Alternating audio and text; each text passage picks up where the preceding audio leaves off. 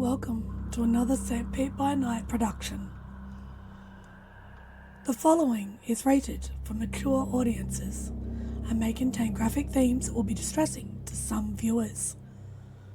As always, we recommend you ensure the safety and well-being of yourself and those around you at all times. Viewer discretion is advised.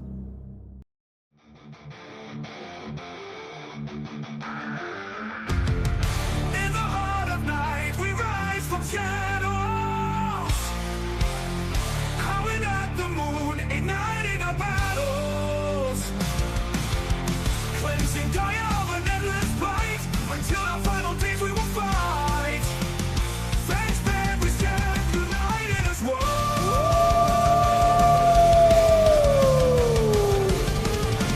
Evil spirits lurking with horror and dread. Little light leads us where the grave dare tread. Glory and honor, wisdom in our hand. Together we rise, take our final stand.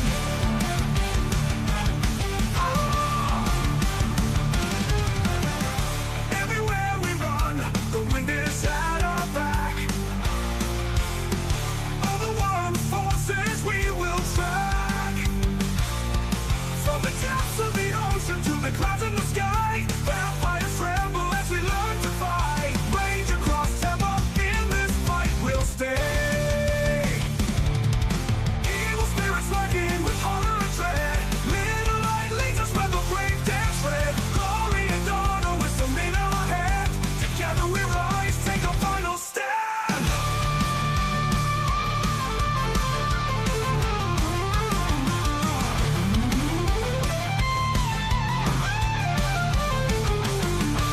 Rage across Tampa, in this fight we'll stay. Everywhere with the pack, let the night be our guide. In battles of honor, we shall never hide. We'll never hide.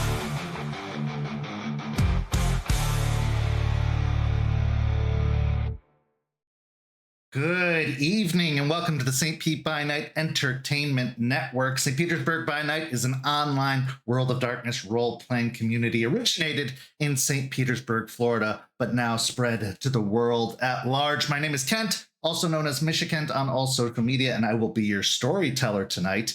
And it's Tuesday night, and you know what that means. It's time for Rage Across Tampa, our Werewolf the Apocalypse 5th edition chronicle set in the city of Tampa, Florida, where the Sept of the Evening Star attempts to combat the forces of the worm, both physical and spiritual. But before we get to talking about all that, I want to mention our Ko-fi membership program. If you look at that link down below that links to the Ko-fi, you can go sign up for as low as $5 a month and get access to all kinds of behind-the-scenes material like the Rosebud Thorns for all of our sessions, including Rage, Hellhounds, and the upcoming Red Tide Rising, as well as a bunch of other fun features like sneak peeks at upcoming artwork, and all kinds of cool stuff. It's really, really worth the price, and it really supports the community. So I definitely encourage you to go check out the Ko-fi and become a member today. You should also go follow St. Pete by Night on all of that social media you see down below, because rumor has it the first official announcement of Red Tide Rising came out today on all of our social media. And so if you want to learn about our upcoming Vampire the Masquerade Chronicle, you should go check that out because the Tampaverse is growing. And if you don't want to miss out on any of the fun that comes with that, the only way to stay in the loop. You can also join our community by following that Discord link and become one of the 150 some odd members we have in the community. And you might find yourself in a game sooner rather than later. But let's get to the business at hand. Rage Across Tampa by introducing the amazing players that make this story possible. Players, go ahead and introduce yourselves, if you please. Hi, everybody. I'm Champ, Champagne, Creep, the Creeperson, whatever you want to call me, and I will be playing Aspen Wise, Philodox of the Silverfangs. Hi everybody, I'm Nori, and I will be playing Malicious Jester, the Galliard of the Black Furies. Hello, all you wonderful people. My name's Preston. I play Jason Dreams in Decay Thorn, Theurge of the Bonar. I guess I'm a villager after the creeper intro. Hi, my name is Nick. I'm playing Izzy, aka Entwined Smiles with Claws, the Arun Child of Gaia. Let's get everybody caught up as to where we are right now. Last week, we saw Jester take Izzy and Terrence to the Guru Rage Room, where Izzy was able to let off some steam, and even Terrence was able to get in on the fun. Eventually, Izzy was able to vent out some of that frustration and have a conversation with Jester about everything, or at least some of what was going on, with his terse introduction when he arrived at the Sept. We then saw Charles come and talk to Jace at the gun range, where he attempted to apologize for what had happened at Piney Point. Jace was in a less than forgiving mood at the time and really put Charles to the test, holding his feet over the fire and even going so far as to make him make an oath that no member of the pack would come to harm. What this means for the future, we'll have to see, as a guru's life is extremely perilous and extremely dangerous, and some things are just beyond any individual's control. Then after the break, we saw Izzy, who had stopped at a park to really have a bit of an emotional break, was encountered by Unicorn, and they had a very important discussion where Unicorn basically told Izzy they needed to shape up because there were other younger children of Gaia in the Sept in need of his guidance. And then finally, we saw Aspen, the kin seeker, not just the Sept leader, go to find Murphy, the kin, at a pool hall bar. While they were talking, however, Kyle and Victoria from the Cult of Fenris arrived as well, with similar motivations at mind. After a little bit of verbal sparring, everything dissipated, or so it seemed, as Kyle and Victoria left and Aspen and Murphy continued their conversation, taking it outside and for a walk. Unfortunately, that walk was interrupted by the largest wolf Murphy had ever seen, and that Aspen could quickly identify as a guru in their Hispo form. So let's pick up right where we left off, shall we? Aspen, you and Murphy find yourselves on a side street in a neighborhood late at night. There are no apparent cars on the road, and directly in front of you is a large gray-furred wolf who is snarling at you and moving its way forward, prepared to engage. What do you do? I would like to push Murphy into like kind of a safe spot behind me. But at this point, things have gotten weird, so I'm going to move into Glabro, but I want to start backing away with Murphy behind. Okay, go ahead and make the rage check to shift into your almost demi-human form. Your clothes growing tighter, you growing taller, your muscles starting to fill out. Meanwhile, you can hear Murphy behind you just starting to stumble and stutter, having presented for the most part a confident facade, aside from his bumbling attempt to spill drinks. Now you can actually see fear starting to grip at him as he watches the large wolf in front of him, and then you starting to change shape, something that he had never experienced before. As you continue to back up, the wolf just menacingly moves its way forward. And then, from behind you, another growl emanates, and as you look over your shoulder, Murphy is facing the opposite direction, going, as there is a black-furred wolf of a similar shape and size having come from the rear and starting to approach. Okay. What does the landscape look like? I know we were walking down an alley, so are we completely blocked off at this point? So I would say you're actually on a side street. So there are houses lining either side of the street. To go back the way you came would be to encounter the main road you had come off of. However, that way is blocked at the moment by another Hispo wolf behind you. The sides are, you're not sure exactly what remains at either side at the moment. You could potentially try to go between some of the houses nearby, but it's a little bit more difficult to tell what awaits down there. Okay. Turning around, seeing the other wolf, she's gonna grab Murphy's hand and trail back and around to try and get past this black wolf. Okay, make a dexterity and athletics check for me.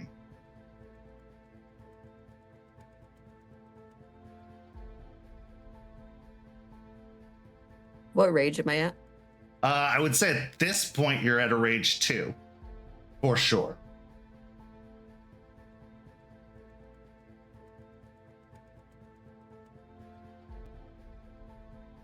That's a big fat 0. Okay, so as you attempt to move off of the sidewalk and out into the street to try and avoid the large black wolf, they just hop over to the side, letting out another growl and then a bark in your direction as they prepare to move forward and close the trap around you. What's your next intention? Still trying to get past this wolf. I'm going to attempt to use stare down.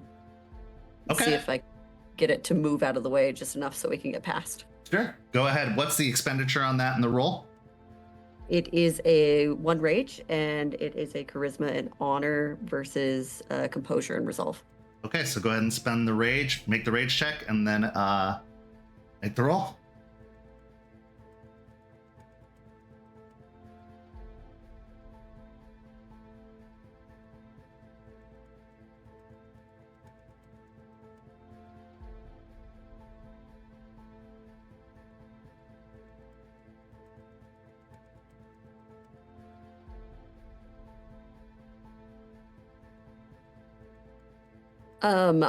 I rolled a brutal, but can I also spend a willpower? Okay. Yeah, you can spend a willpower for sure. Okay.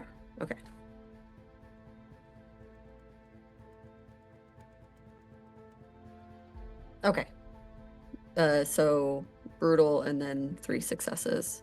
Okay. What are your verbs and adverbs? It is deliberately, firmly, or logically motivate, lead, or rally. Okay. So I'm trying to firmly lead because I'm trying to get Murphy out, if that makes sense. Okay. You know what? That is a valid justification. So as you narrow your eyes in the direction of the black wolf, they remain poised for just a moment before you see their ears start to lay back and their tails start to drop and droop and tuck as they start to back off and to the side. It is what happens next that expresses the urgency of the situation, as from a couple of blocks away, you hear a howl call out, and looking back in the direction of the gray-furred wolf, you see several shapes off in the darkness moving in an almost arrow-like formation, heading in your direction. Just gonna try and get past. Which one is the black one? Is that? The black one is the one that is blocking you from the street, the main street. And based off what I know about Kyle and Victoria, which one is the black one? Victoria. Okay, that's what I thought. But yeah, I'm just yanking Murphy, trying to get him, because this situation is way too big for us, and it is in an open space, and being in Glabro already has her feeling squicky about it, so she's just trying to get out of the situation. Okay, roll me let's go with another dexterity and athletics, as you're not going to have much opposition from the front, but you do potentially have others chasing from behind, and you are trying to pull Kyle with you. So I'm going to say that it is going to be at a -1, as you are stronger, but Kyle is basically, or I'm sorry, Murphy is basically a dead weight behind you at the moment.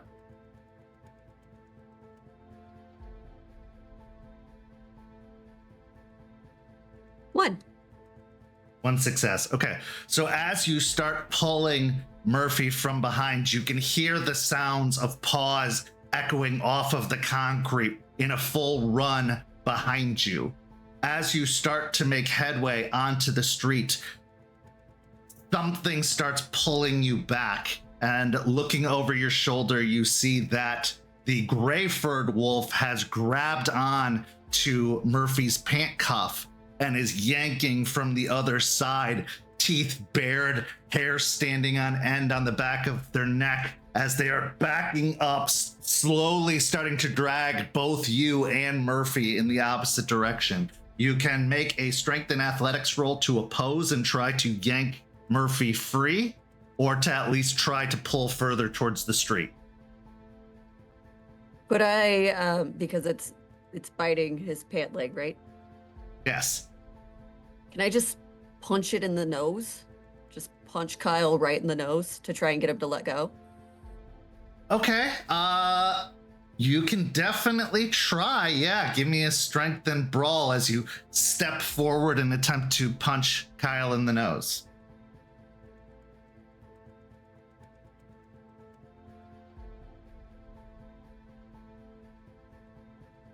Five. Okay. So as you rear back and throw your fist outward, almost pulling Murphy at the same time to gain a little bit of extra ground and leverage, you do make contact with the side of Kyle's head, and he lets out a little bit of a surprised yelp and backs off, releasing Murphy's pant leg for the moment. Murphy just almost repeatedly is saying, "What the fuck? What the fuck? What the fuck?" I turn to him, stick with me, and I'm still trying to just get us to the street, because I told Artie to kind of follow a good distance behind, so I know he's somewhere close. I just have to get to Artie and Regina. Okay. So as you start to pull Murphy, trying to get him behind you again, more towards the street and backing up, looking in the opposite direction behind Kyle, 3 more wolves have entered into the fray, are probably about a block away, but it'll take them no time to get towards you. I would like you to make me a strength and brawl or dexterity and athletics, as all of them start to try and move towards you and surround you.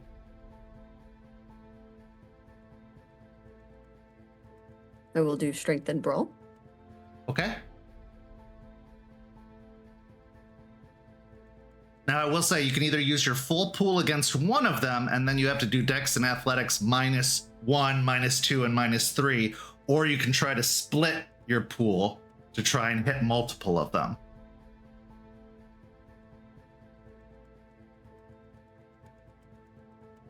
Okay. I'm gonna spend another willpower, Okay. and then we're gonna try and split it where we can. Okay.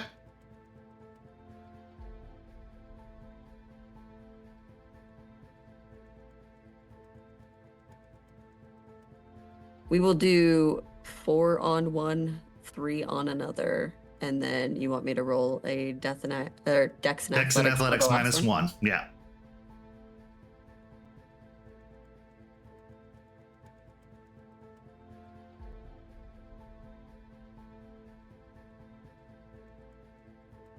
Two. Okay. You are able to successfully backhand one of them as they leap towards you away. The second one, you kind of come head to head with, neither of you exchanging damage, keeping them kind of back, but more blocking than actually doing any damage in return. And then for the third one, as you attempt to dodge out of the way of it, you feel claws rake into the side of you, doing 2 points of superficial damage as they tear through your shirt and into your side, causing blood to start welling up in straight lines across your side. Okay. At this point, you hear the sounds of screeching tires and squealing rubber as down at the opposite end from behind the wolves, headlights whip their way around the corner and a beaten up green Jeep comes hurling down the road in your direction. Let me make 3 checks here.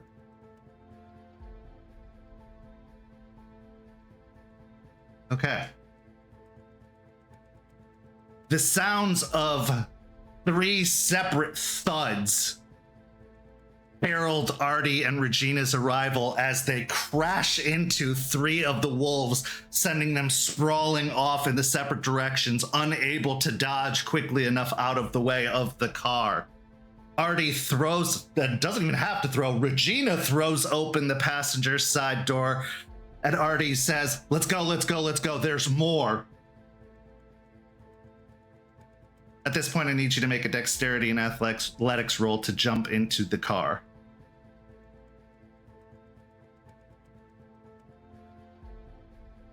One success. Okay.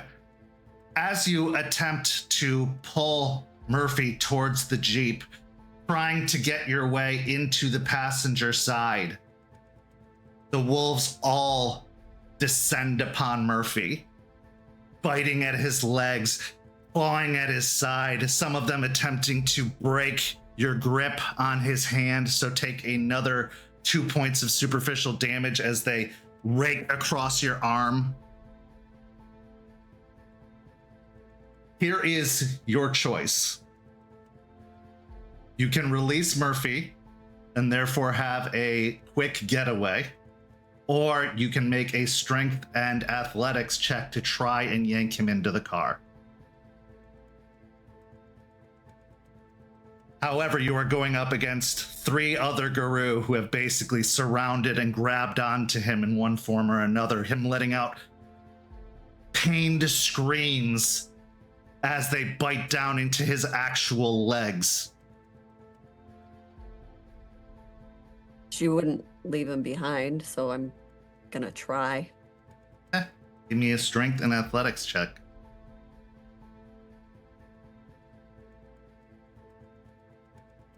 Two.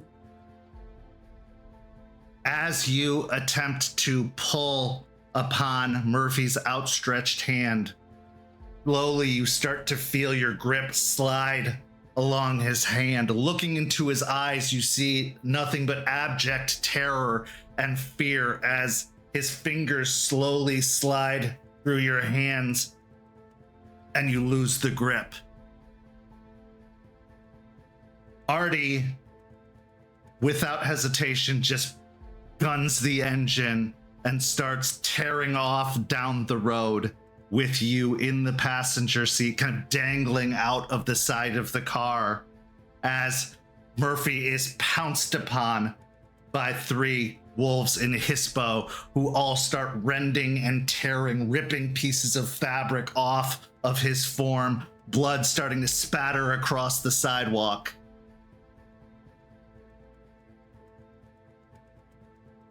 She watches and hopes, just, I don't know, there's a hope in her that he'll change in that moment. Give me a composure and resolve check to see if you can stop yourself from trying to leap out of the car and do anything about this.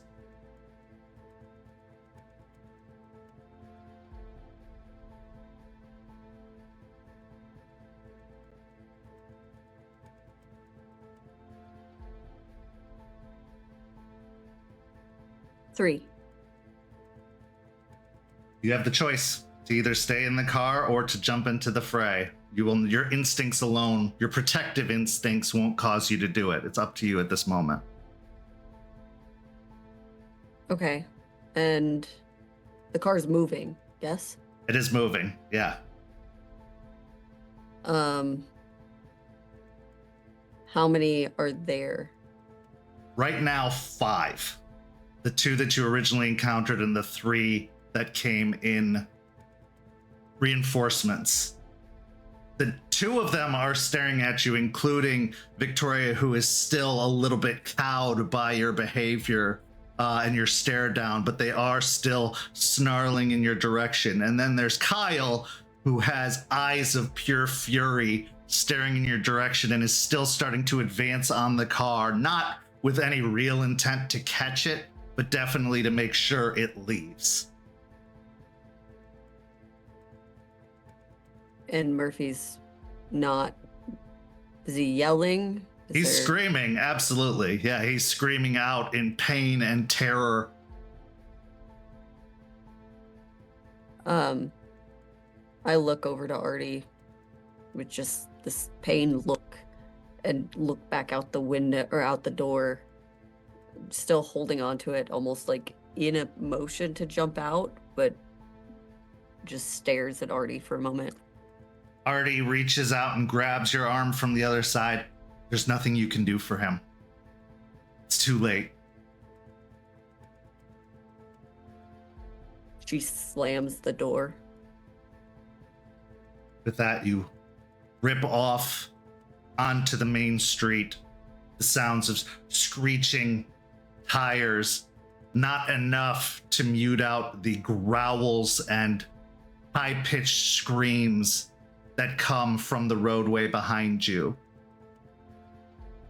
Except when the scream is cut short, completely cut off, dying out in what could be a gurgle. It's hard to say, but it rattles and kind of dies off. The growling also fading off into the distance as you pull out onto the street. Now it's just you and Artie in the car as you are quickly driving your way. You can tell his intention is to get you back to the cairn, but you can't help and stare in the rearview mirror back in the direction from which you came. We weren't ready. We didn't know they'd all be here. I didn't even see them until I was coming to get you.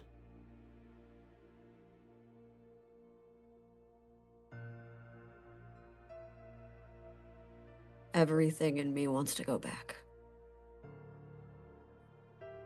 Assuming he didn't change, you'd just be joining him. There were too many of them.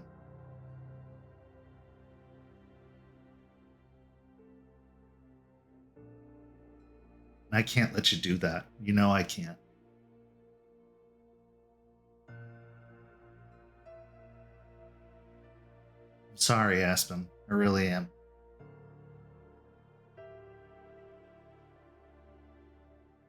Just,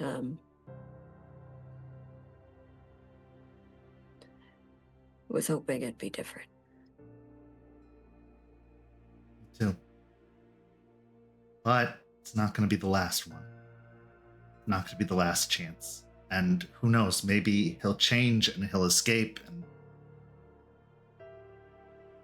you can see Artie's sentence just kind of drifts off and dies off at the end there, as even he doesn't believe what he's saying. Why? Why would...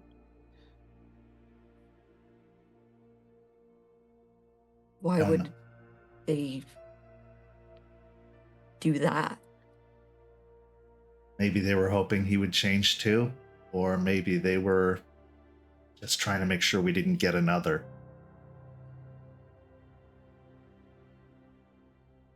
We aren't nearly the small force we were when they were in town last, and I think they're aware of that.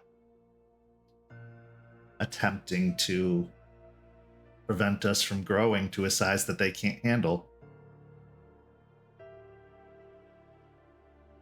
Stupid. They still believe in Gaia. That's stupid. Yeah. But if I've learned anything, they are zealots by any means necessary, looking to accomplish their goal and letting nothing get in their way. If they can't convince them to join willingly, they either force them or they move them out of the way.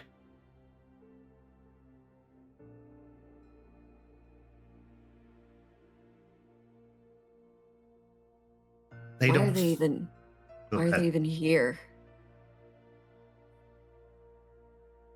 Don't know. That's what bothers me, is I don't know why they'd be back, why they'd come back here.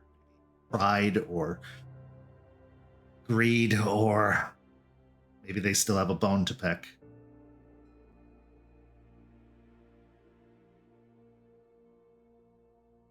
They need to be taken care of. Yeah, they do. Just another thing to add to the list. Yeah.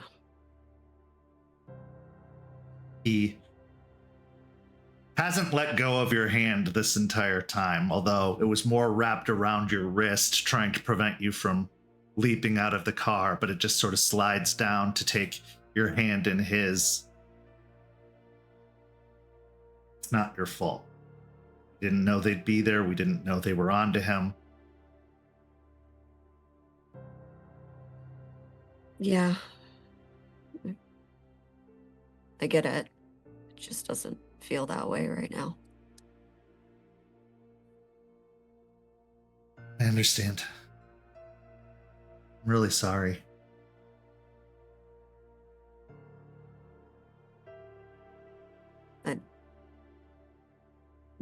I don't know what else to do.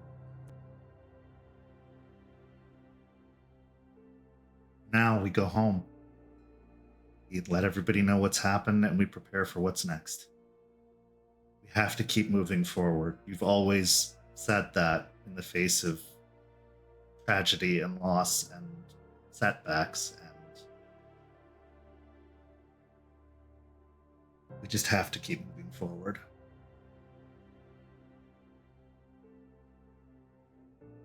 Okay. We'll talk Okay. about this more. We will. Promise.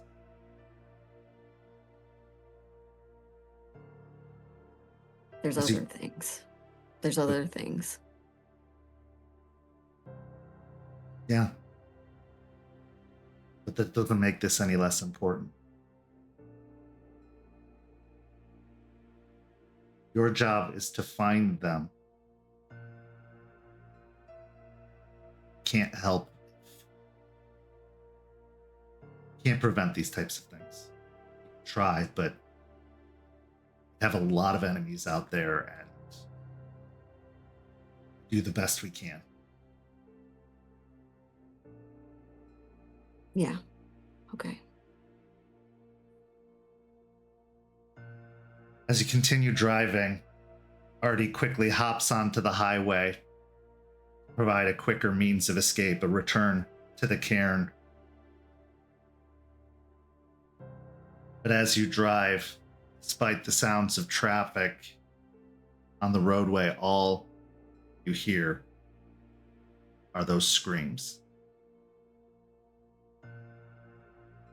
With that, we move on to our next scene.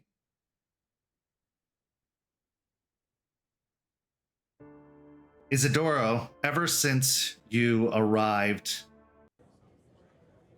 you have found connections, for better or worse. You've had to dredge up the past, for better or worse. And you've found yourself having not exactly accomplished what you set out to do when you got here. So now, what's next? How do you proceed from here? You tried your best to enrage Charles. You tried your best to enrage the Sept. To no avail. However, on the opposite side, you saw a face you probably thought you'd never see again. Dreams in Decay. someone from home, from the old Sept, possibly the last surviving member of that Sept, aside from yourself. Now that you've found your attempts to sever several connections failed, what are your thoughts? After so many conversations to assuage his initial frustration and rage, his suicide wish, he is now of the mind, as he looks out across the various members of the cairn, even just looking out to the cityscape, lording over the horizon, and realizing that tomorrow has come, and it's going to be another day tomorrow, and another day after that, and he needs to find a way to make use of himself, his skill, and if he has to harbor the pain, he's done it for several years at this point. He just needs to find something else other than feeling sorry for himself. Having felt like you've at least somewhat smoothed things over with Jester after some very fiery comments you made at the time as to her past, some that could be taken offensively, even though it wasn't intended that way necessarily. Your next possible inroad is that previous connection from a Sept up north.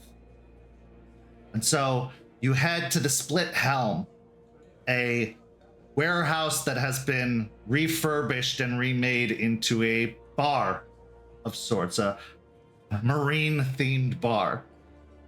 You'd heard that Jace owned this business, and you got a pretty good inclination that this is where you would find him. So going into the bar, you can see that the inside is very nautical indeed. Large plank wood tables line the center of the room. Several barrels are sat by a bar off to the side, and you've got a very nice view of the bay off of the other side.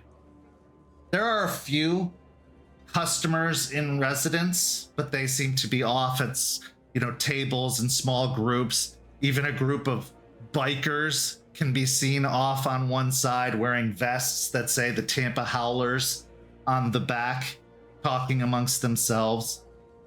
And then a group that looked to be dock workers and truckers off to another side in a small group. Jace, what are you doing in this moment, and what's going through your mind, especially after your very intense encounter with Charles? Jace will be coming from out of his room in the back with his journal. What he normally does is he'll nap partially through the day, and he'll have his journal where he'll write down his different dreams that he has, and he makes his way over to the little espresso machine off to the side, gets his coffee ready, and starts writing down, and then will look up and see Izzy and kind of give him a head nod to the back. So as Jace gestures you towards the back, you follow him around the bar and you head into a back room. You can see that it leads off to a storage area and a small kitchen on one side, but then there's another room that seems to be almost like a secret games room.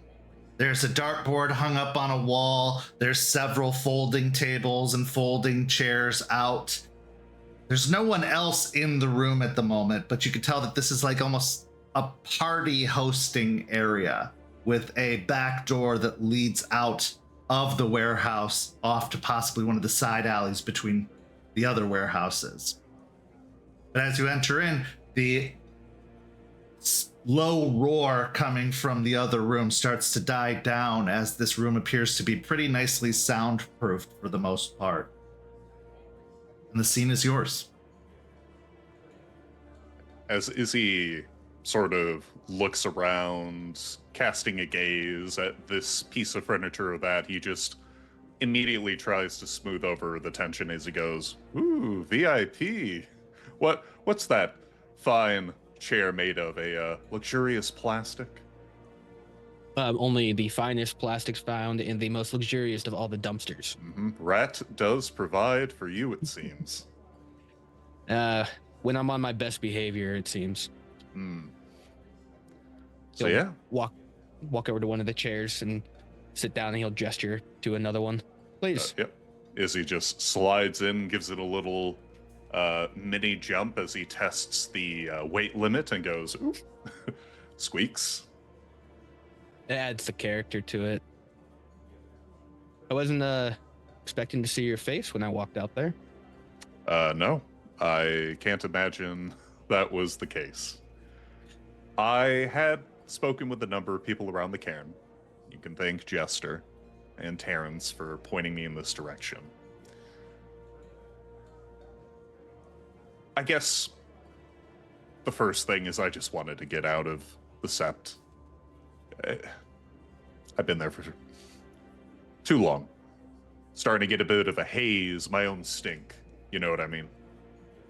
I understand. I hope this doesn't technically violate the litany. Now, I'm not the expert on it, but I'm going to say you're okay. Okay. Well, we smoothed that over. We're basically friends again. I don't think we ever really lost it, although it's been several years. And speaking of coming in here and not expecting, I was not expecting your howl to be heard outside and then walking in with that fiery vibrato that you did. I'm due for an apology tour. Yeah. I came in with... And at this, Izzy really struggles with the best way to put this.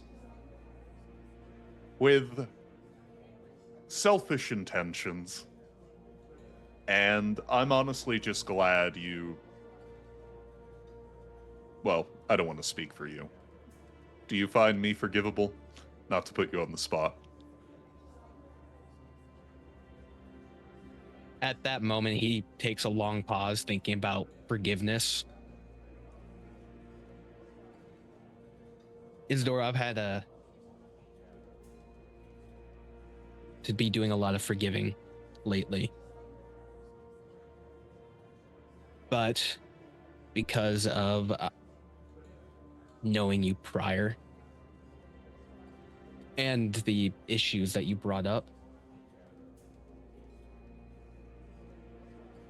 I accept your apology. Now, I'm just the theurge of the one of the theurges of the area, so you really need to talk to like the really big heads about it.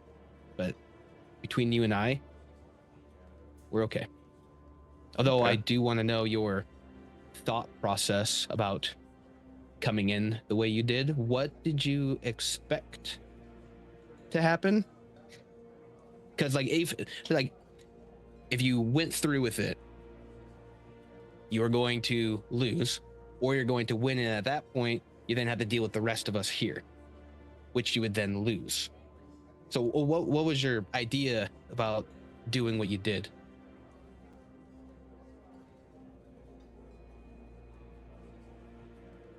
Having spoken with Jester, she seems rather close to Charles, so I don't know what your personal relationship with him is, but I will tell you now.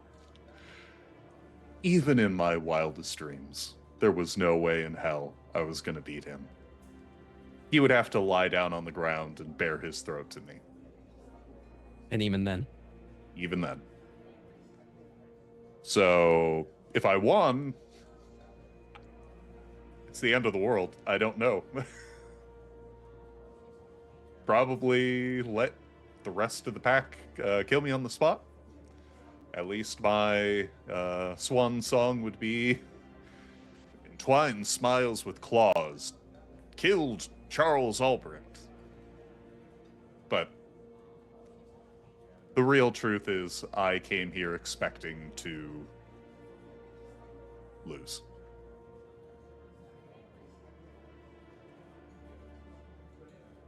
It's, I guess, one of my weak points. And I know, even when we were in each other's spheres, it always seemed like we were running parallel, never really overlapping, which it happens, especially for elder duties and whether or not your pack is glued to a cairn or out doing guys' work.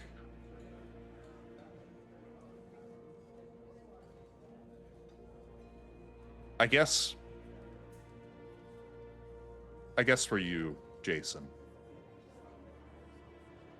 I know you gave the words of an apology, but I, from the bottom of my heart,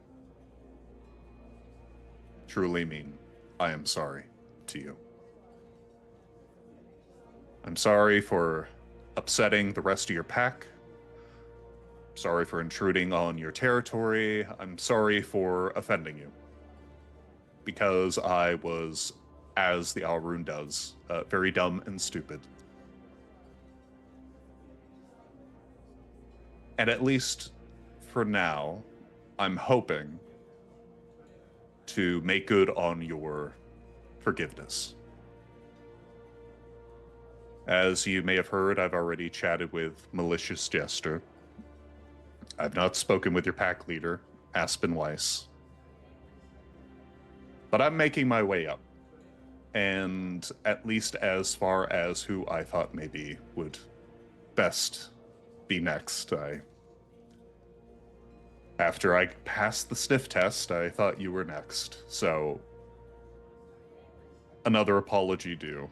I'm sorry for showing up to your bar and forcing you to lather me with all this luxurious equipment. I mean, only thing you're missing is an arcade and pinball machine. The pinball machine actually is, we're in the works of doing something about that, but that's that down something the road. I could maybe help with? He'll take a second, kind of lean back in that plastic lawn chair and kind of rock on it for a second. I may not be of Rat, but Children of Gaia and the Bonars are basically peas in a pod for a bunch of these kinds of things. I'm always willing to help. Words of apology are one thing. Showing apology is another. When the time comes for the procurement of a certain device, if you're still around, I'll reach out. I get the feeling I will be. Just name a time and I'll be there. Okay. He'll pull out his phone real quick and shoot Jester a quick text that we got one more for the heist and send it off. So in the meantime, though, what are you doing to keep busy? I know that a mind that is stricken with purpose has a hard time when that purpose can't be executed. So what's your plan to keep the Arune busy? Offering favors, joining in on pinball plans, but to be less cheeky. For now, I'm hoping that I can impress myself upon the rest of your pack, the rest of the Sept. And after things are, I hesitate to use smoothed over, after things are permissible for me to call this place home, I'm gonna get a long list going of all your enemies, and I'm gonna figure out the best way to bonk them on the head. A long list. Ooh, a lot for me to do then. To an extent. He'll look out past the wall, which then looks over past the canal, which then connects to where the city is at, where the Leech territory is. He'll think for a moment, and then look back at Izzy, and then back towards that wall, almost beyond. When the time's right, I'll get you a list. I think I'd like that.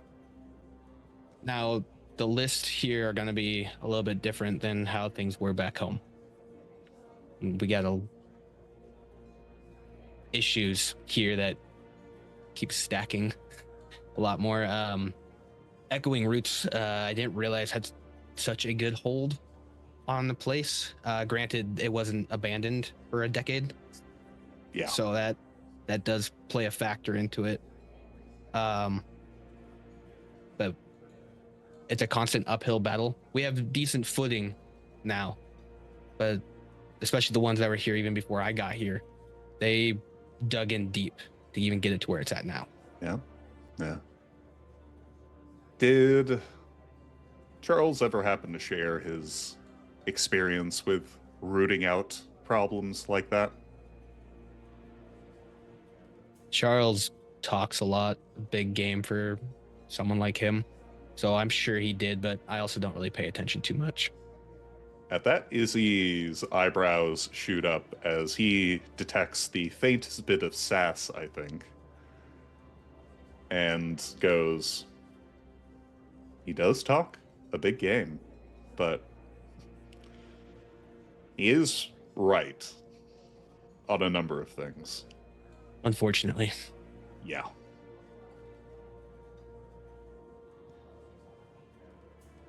The Piercing Moonrise pack, the pack he led, we were quite busy because, as he said, Columbus, Ohio, fairly secure.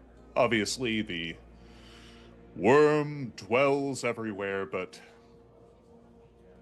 you could raise people who experience their first change at Echoing Roots. You could walk around the Bawn without having to deal with Fomori poking at you.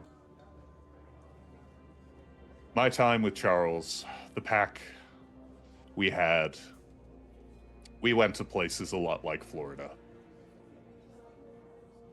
Lot of problems, not a lot of support. And even after you strike at the biggest problem, that infection just riddles the ground, and it takes seasons for the ground to settle, for footing to be secured, for new life to take root. What I'm trying to say, not to hype myself up too much, is I'm used to it.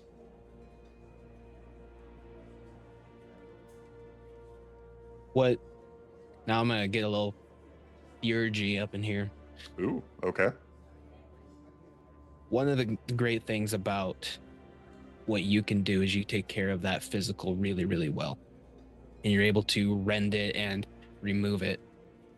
But that after effect that happens once you guys move on leaves a lot of work. Because those spirits now, that all that destruction you did affects more than just what you can see. Yeah, I'm sorry.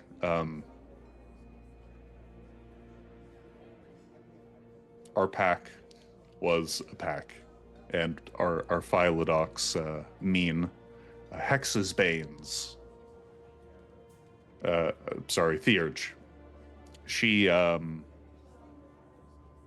when we had our weekly team meets, we chatted, and it was a lot of that. Good. Keeping a ledger, what's the term she used? Something? Okay. Chiminage? That's the one. She apparently said wherever we went, you could spend the GDP of a state trying to fix the affairs of the spirits. And at this point, Izzy begins looking back on his memory, both with and without Charles in the pack, and sours a bit as he realizes that maybe he wasn't as supportive or understanding as he probably needed to be. And as that sourness washes over his face, he pushes it back as he goes, what I'm trying to say, I've heard the complaints from Theurges before, and if you have input on how to ensure that my rending is done to the best possible use with as little affect upon the Umbra as possible. I'm open to suggestion.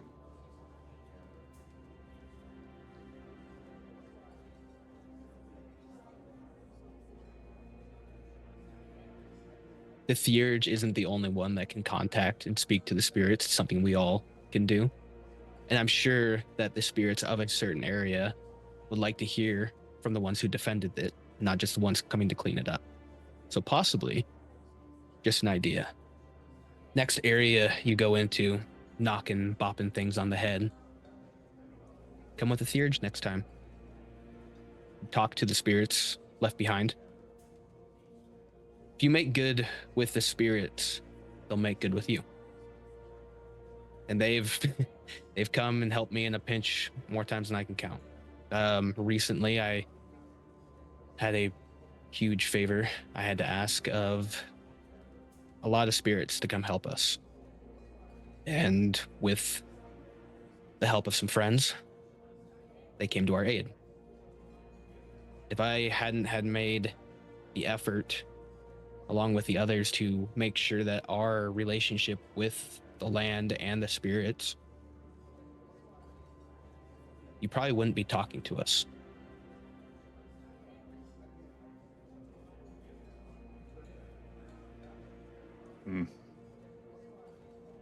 Izzy will take his moment to look out the window, watching the lights glitter across the bay.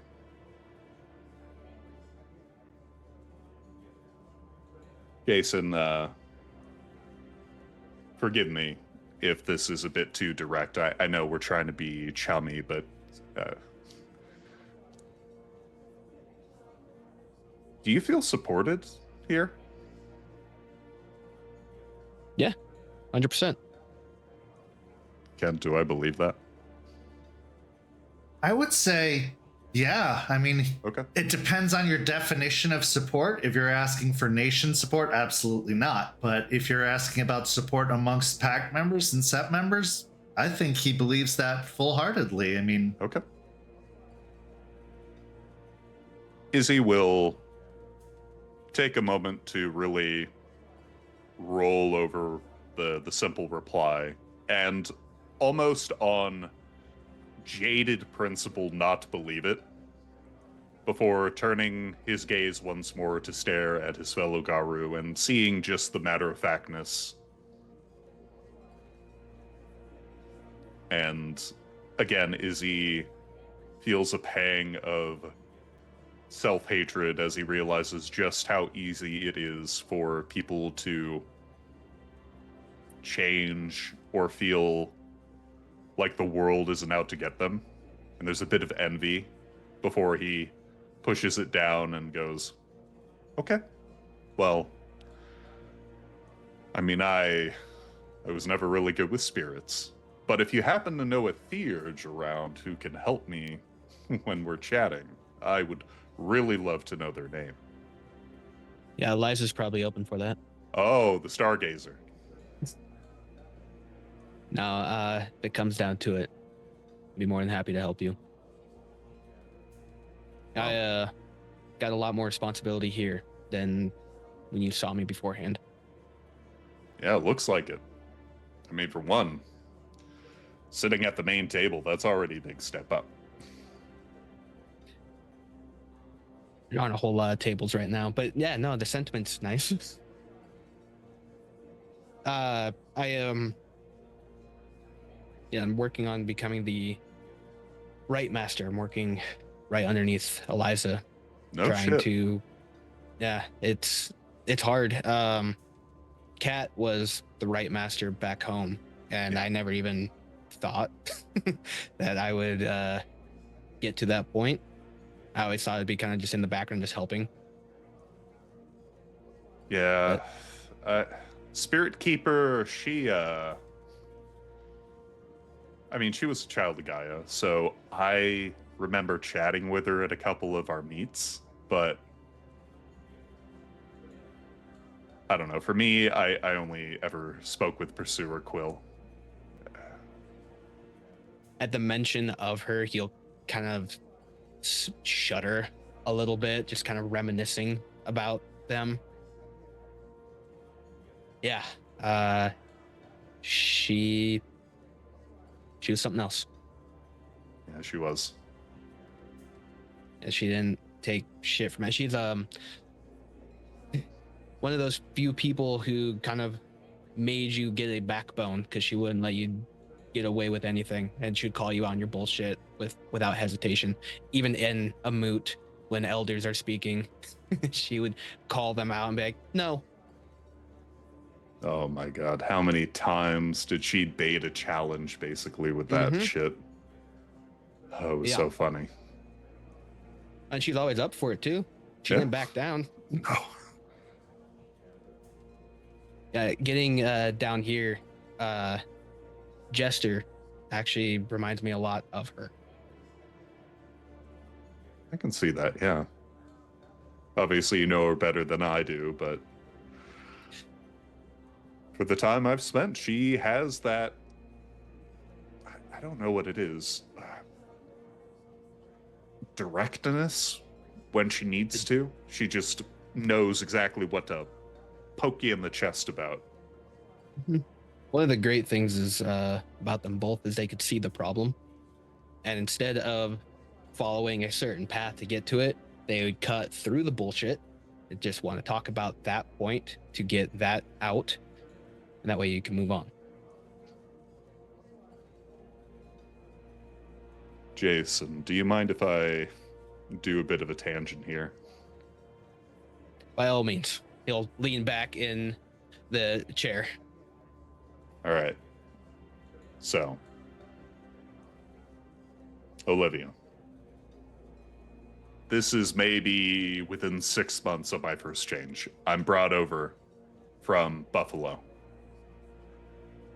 And it was rough getting everything in order for Garu training. I don't know what your personal experience was like. I wasn't around for when you maybe had your first change and was brought to Columbus, but I was under the tutelage of the Fury Woods pack, and they were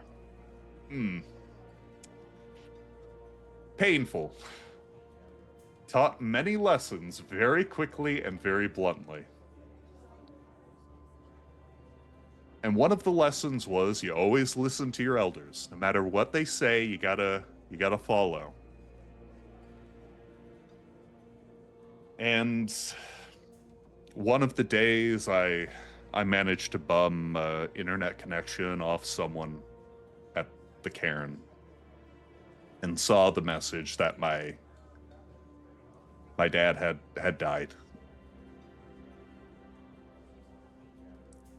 And I'm telling you this story because you asked me, what would you do, or rather, what was it you said? What would you have done if the nation told you to do something and you wanted to do something else? Well,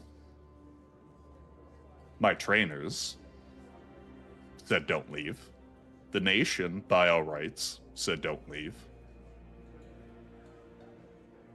You're too young. You don't know how to contain your rage. You don't know this, that. You should just listen to what we say. But I left anyways, and I made it maybe 5 miles before they dragged my ass back and beat me. Sounds about right. And as I thought that this is the worst moment in my life, that I would curse the nation for the rest of my life for denying me the chance to even just see my family again when they probably needed me. Olivia came up. I was grounded. And she said,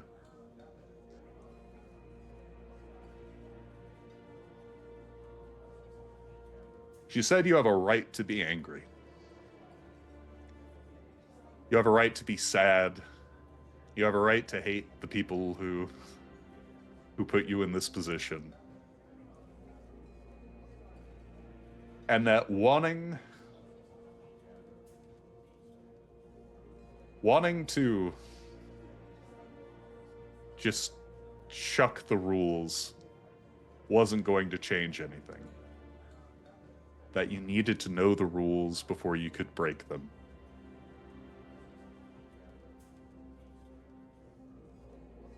And I was not yet a child of unicorn, but boy did that feel good in my stomach.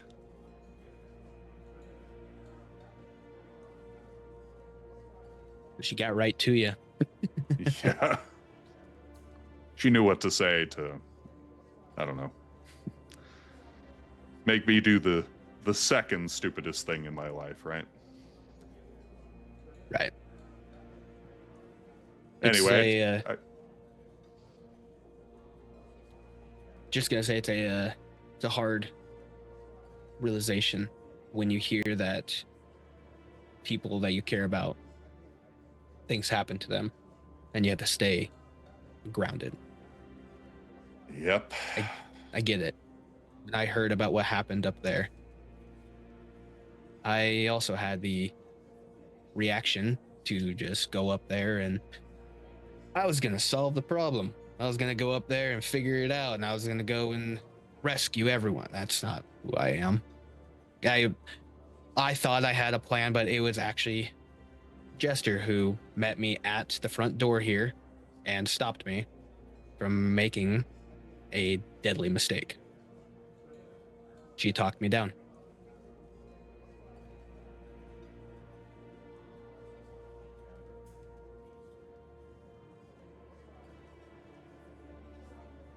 But that feeling doesn't leave, though.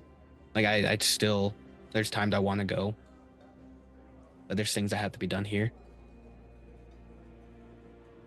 One of the things that Liv told me when I was there is that when your life starts becoming complicated, find consistencies. Find a way to reground yourself. So, a consistent part when I left Columbus was my bar there. So one of the first things I did when I got here is I opened this to have some form of consistency, something that I knew just to help ground me.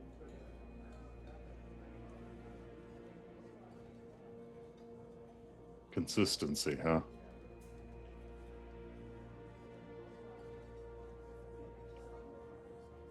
There's a guy comes in here every Thursday named Ronnie. He walks in, he sits at the back of the bar, doesn't say anything. I'll be working and I'll try, and when he first came in, I tried talking to him, but he wouldn't say anything. He would just sit there.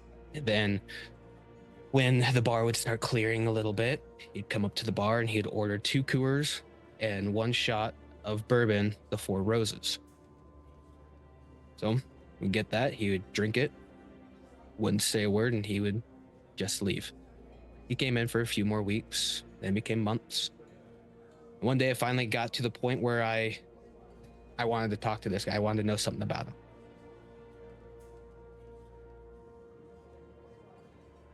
He came up, and when he sat down, I already had his drinks ready, had his shot ready.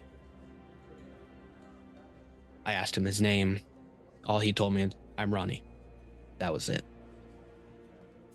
I tried trying to get more and more out of him. Wouldn't say too much. More weeks went by. Eventually, I find out that he is a truck driver. And one of the few pleasures in life is finding a bar that he feels comfortable in to just come in, get his drinks, and leave. And he's been coming in here for months.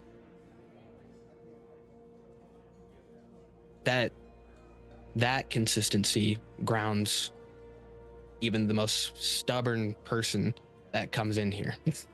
Like, he Took me weeks just to get a name from him.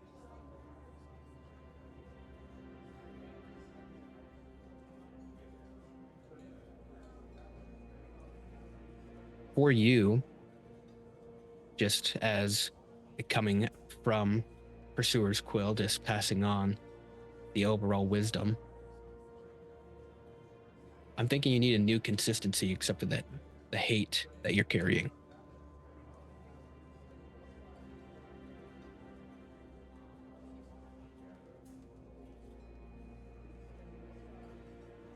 Okay.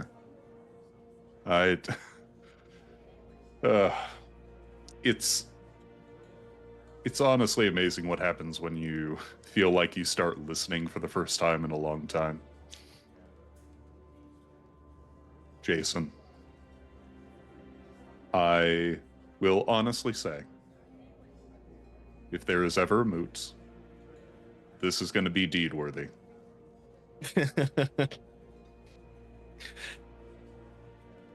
We do carry them from time to time, but we're, as I said, constantly busy. But the next one, absolutely. So, consistency. Consistency. I might have an idea or two of what might be consistent. Although I may need a deep dive into this vampire treaty, right? I don't know if I'm the guy you want to talk to about that, but yeah, probably should. I mean, you're apparently close enough to their territory, right? You would know the details of where you're allowed, where you're not. Yeah. Kent, would it be fair to say Jace has a map somewhere I think stowed away so. of the city, of the territories? Yeah, I think so. Especially since he tends to push bounds as much as he possibly can. I think he'd at least want to be very knowledgeable about where those bounds are. So even if it wasn't an official map given to him, I think he probably would have made a copy of the map in the Sept. He'll run to his room in the back. He'll come out with this large piece of paper, kind of clear off the table and pull it out.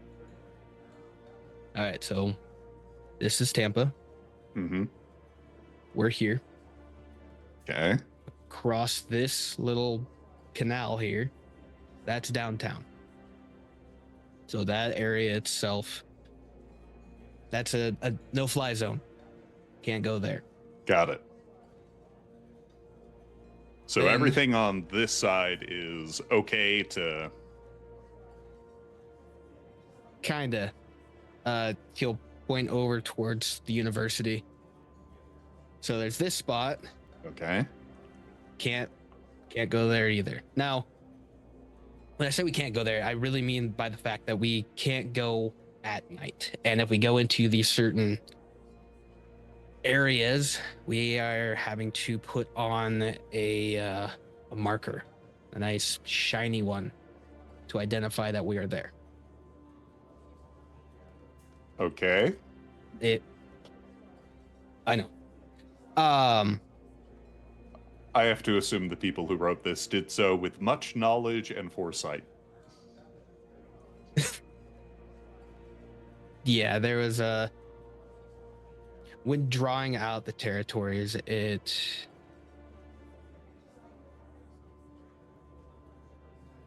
was a complicated conversation.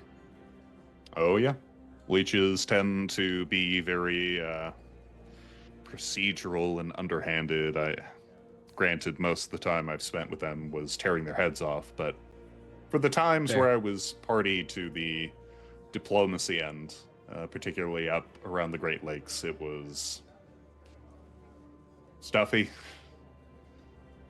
Yeah, the ones here are one guy here, just an asshole. Name's Bateman. Dude just sucks. He's a lawyer also, but he's damn good at it. Wait, isn't your pack leader also a lawyer? Yeah, and they butt heads a lot. Do they see each other in the courtroom? I don't know if it's happened yet.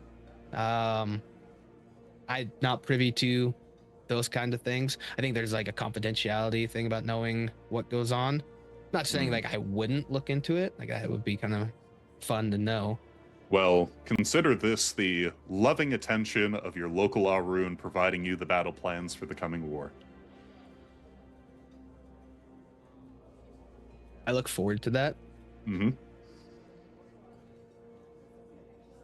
He'll look at him for a second.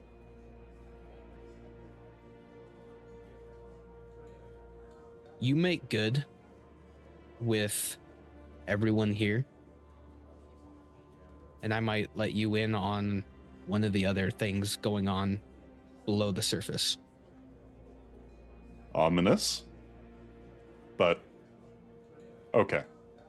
Jason, I'm already endeavoring to do right by your pack, by the Sept.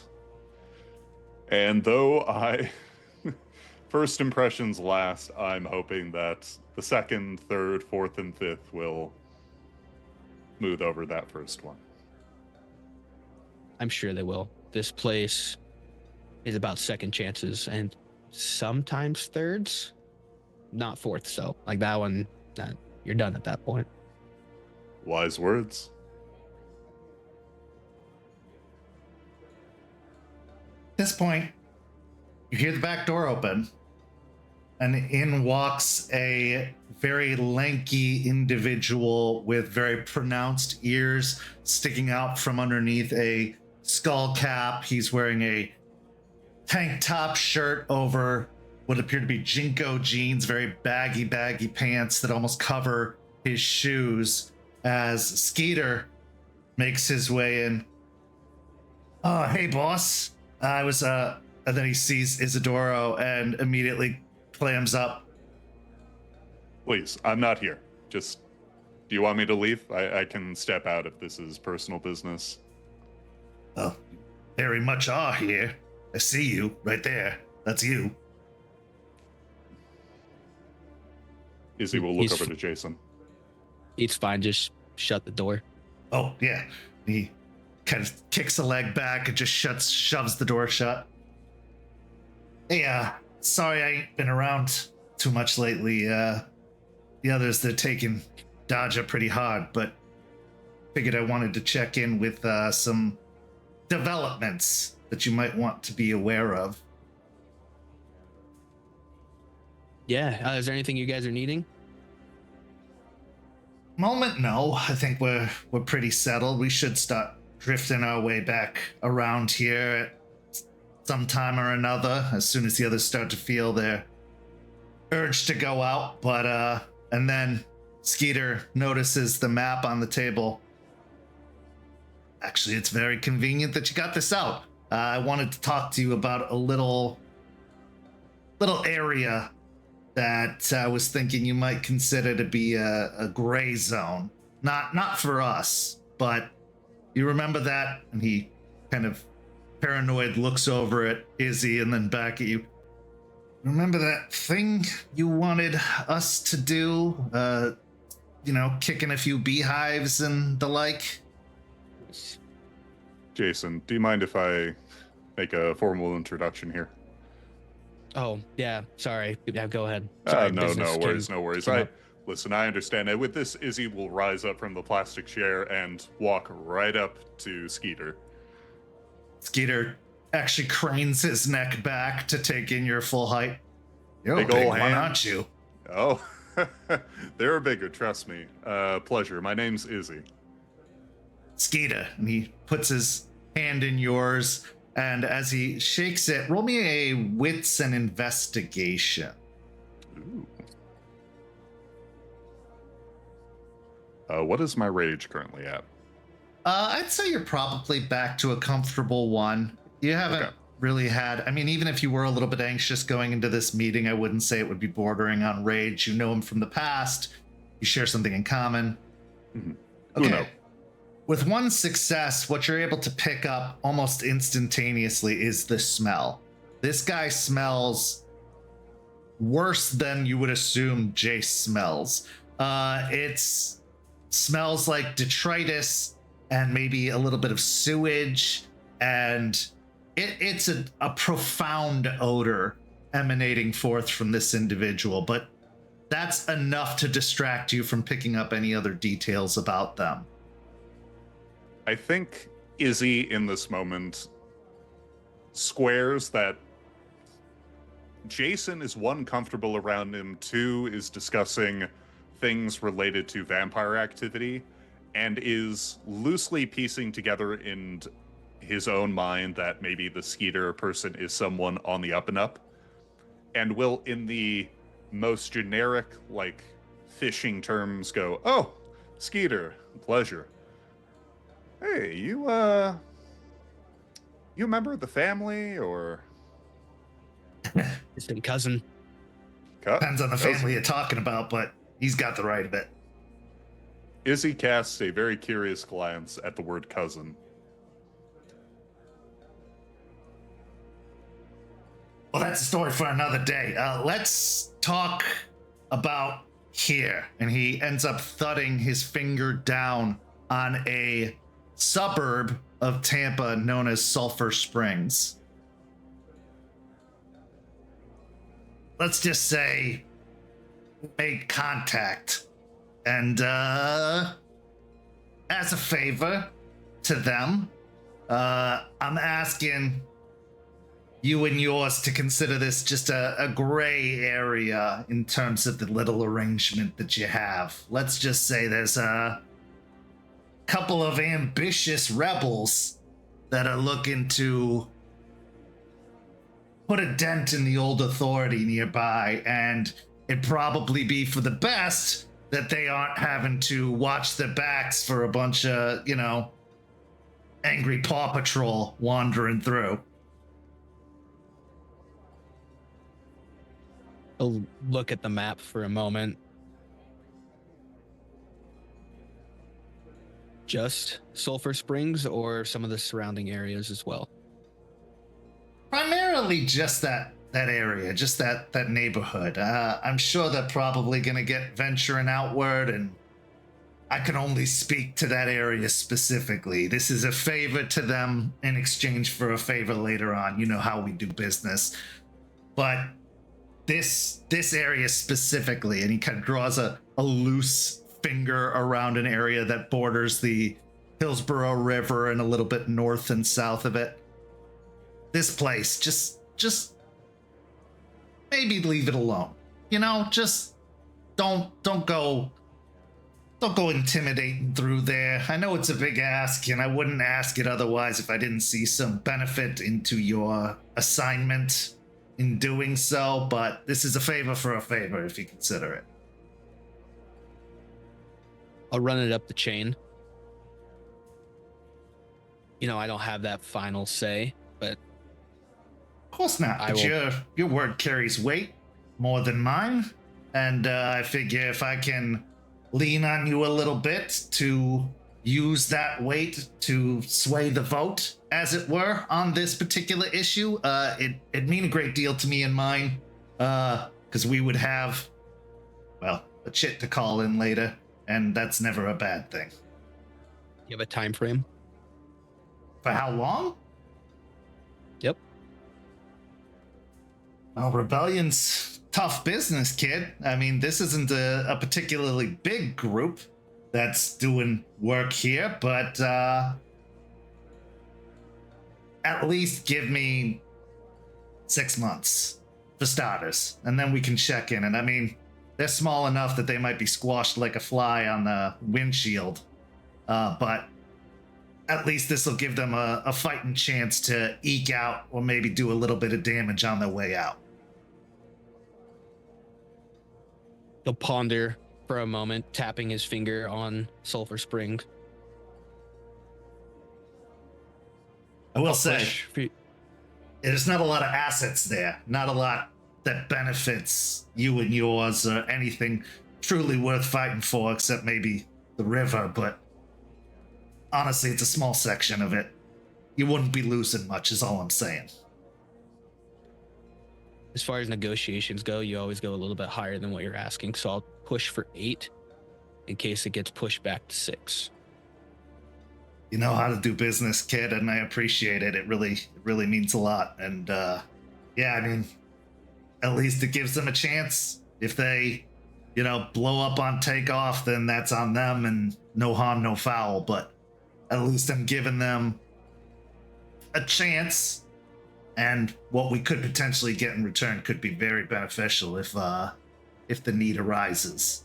And what's mine is yours, of course, being the distant family that we are. So if you ever need something, I can possibly call in that favor, or maybe get myself another one to grease the wheels. As distant family, I'll try and get this done for Dodger's sake. That would mean a great deal. I know that, our relationship has primarily been through you, but I think that the higher-ups need to know we didn't have to go. We chose to. This would mean a lot in his memory. When I have an answer, I'll shoot you a text. Do you still have the same number? Yeah, for now. Okay. Well, I appreciate it, Hoss. Anything you need from me? Like I said, things are pretty much on the DL at the moment. We're going to be keeping eyes on that neighborhood regardless, just to make sure that our investment isn't going too badly. But for the time being, we're not doing much otherwise. Right now, we're keeping our head down. That intel you gave on that lost Reverend was good, though. They were able to get him. Oh, good. I'm glad that all worked out then. Nice to do good work every now and then. As selfless he was a bit beat up. Yeah, selfless. We didn't get any benefits at all from that. Of course not. None. No. But when I come across something, I'm sure something will come across my desk at some point, and I'll push it to you. Yeah, just pass it down the chain, and we'll do what we can. Otherwise, I'll pass along your tidings to the others. I'm sure it'd be nice to hear that we haven't been completely forgotten about. Not at all. I do miss you guys being back here, though there's less broken shit back here all the time now, so. Yeah, I'm also noticing the distinct lack of a pinball machine. I believe that was a favor owed from a time back. You're aware better than all the others. Been busy. Well, It's not been forgotten. He'll flip over the map a little bit and show a brief blueprint. It's in the works. And, cousin, new support has arrived for whatever it is we're doing with the spinball machine. Are we stealing it? What is No. We don't steal. Temporarily apprehend things. I see. It's just our turn with it. Like everyone has a turn with everything on in this place. Just it's gonna be our turn for it. Mm-hmm. Yeah, we don't ask for much, and if they don't want us backing up toilets, then, keep us happy. Exactly. Plumbing's expensive. Well, sounds good then. Yeah, really, just give them a moment to breathe and not breathe or whatever they do. Just give them a little bit of space, and that'll, like I said, that'll mean the world. And we'll keep eyes on them. We'll take responsibility if they do something problematic for you. We'll try to dissuade that from happening. But just, if you need to, tell them we got it. We watching. We're in the neighborhood. We'll be keeping eyes and ears and tails on this one. Of course. And Skeeter, it's good to see you. Good to see you too, Jace. I know things have been rough ever since Piney Point and all, but it's good that it's done. It was good work, and losing Dodger sucked, but there were much worse ways to lose him. And I know that he's out there doing whatever you do beyond the life realm, and yeah, Knowing him, he's causing all kinds of mischief and chaos, living his best spiritual, extracorporeal life somewhere. Wouldn't have it any other way. But you take care of yourself. You got my number. Let me know if you need anything. Izzy, nice to meet you. Pleasure, Skeeter. I get the feeling we might be seeing more of each other, huh? I'm sure at some point. And if you don't see us, just assume we're already there. But Okay. good luck settling in. Welcome to Tampa. It fucking blows. And with that, he gives a salute and starts to turn to head back towards the doorway. As soon as Izzy feels that Skeeter is out of earshot, obviously unaware of any other elements of Skeeter, he'll sort of return to the plastic chair, sit down, stare directly across at Jason and go, "That was the boldest Ghislaine I've ever met." Yeah, they're a different breed here. Well, supporters of the Garu Nation, good in my book. Their support was a heavy fist at the most recent battle we had. Yeah, I've heard rumblings about Piney Point. I didn't want to pry. It seemed like it was rather brutal, but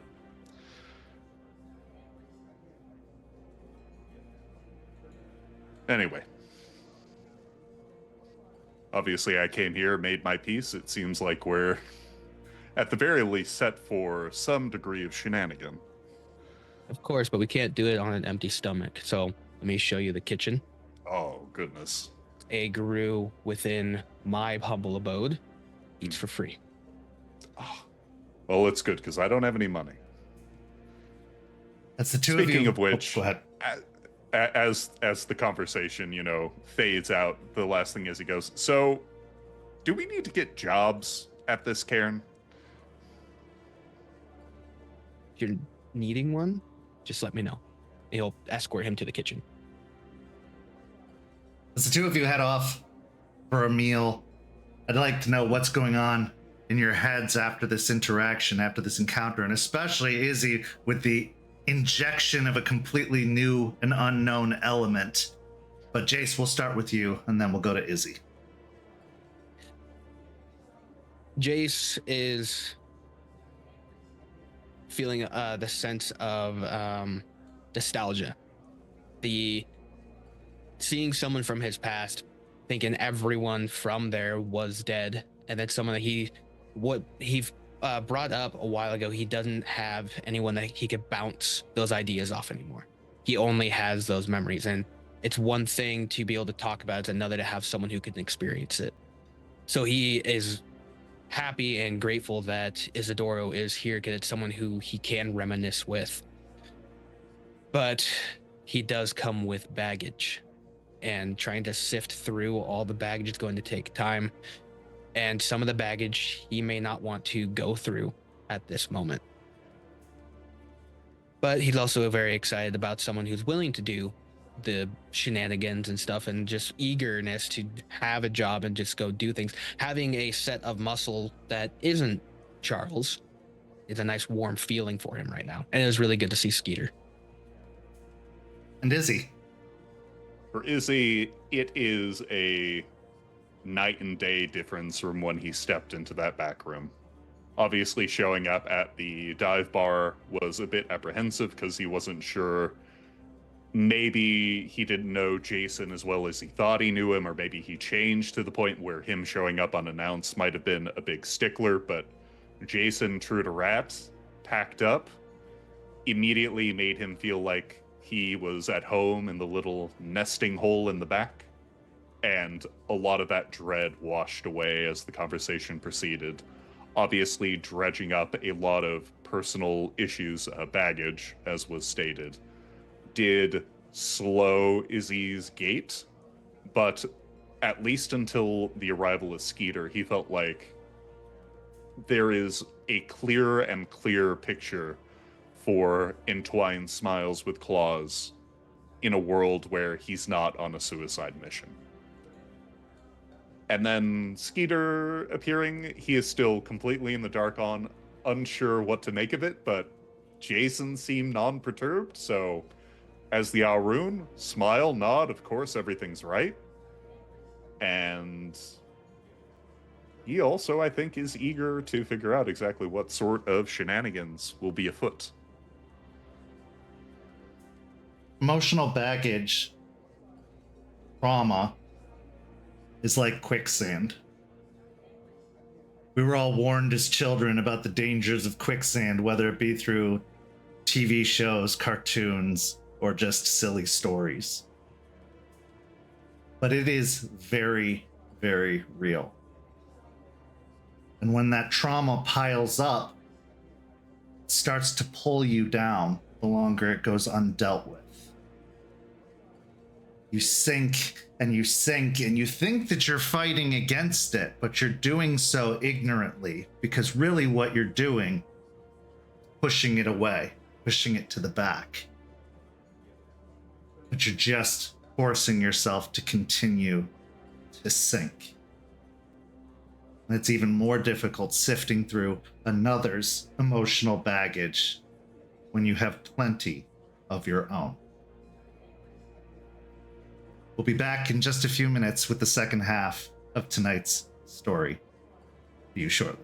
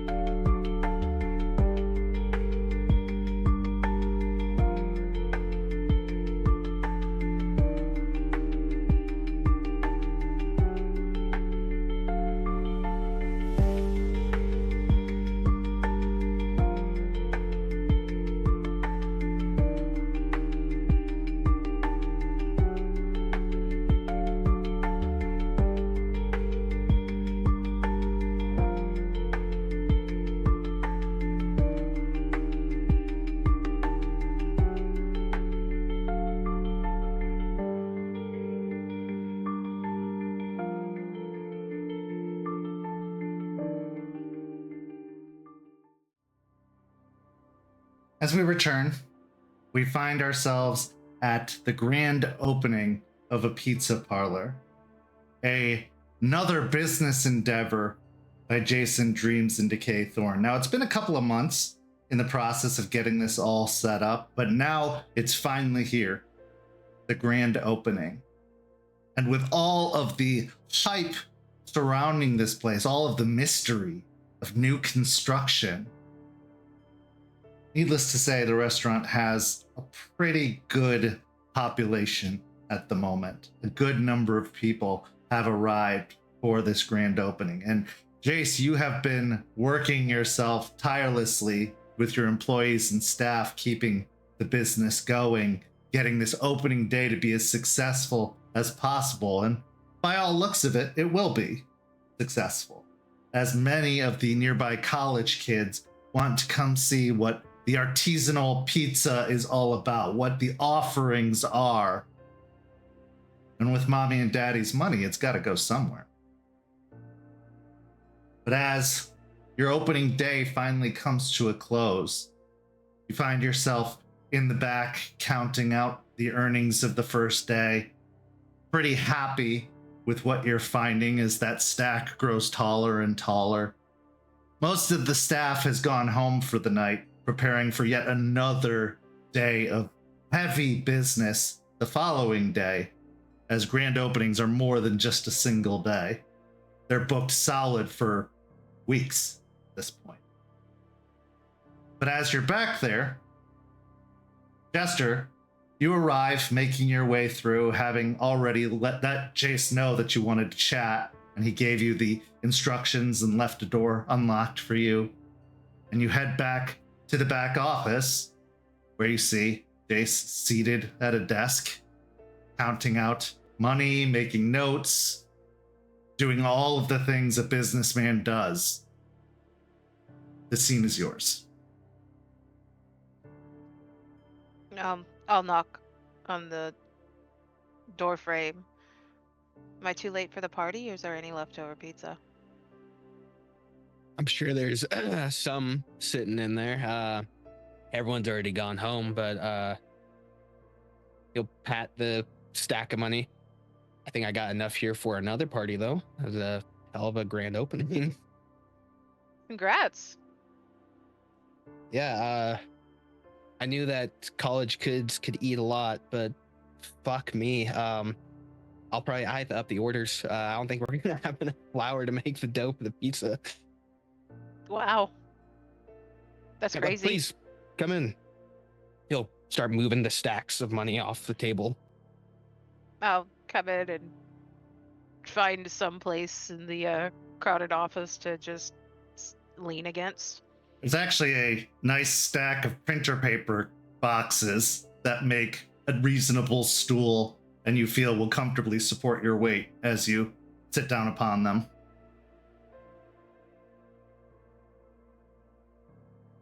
I'm tired. How long have you been open today? We did a nice 10-hour stretch.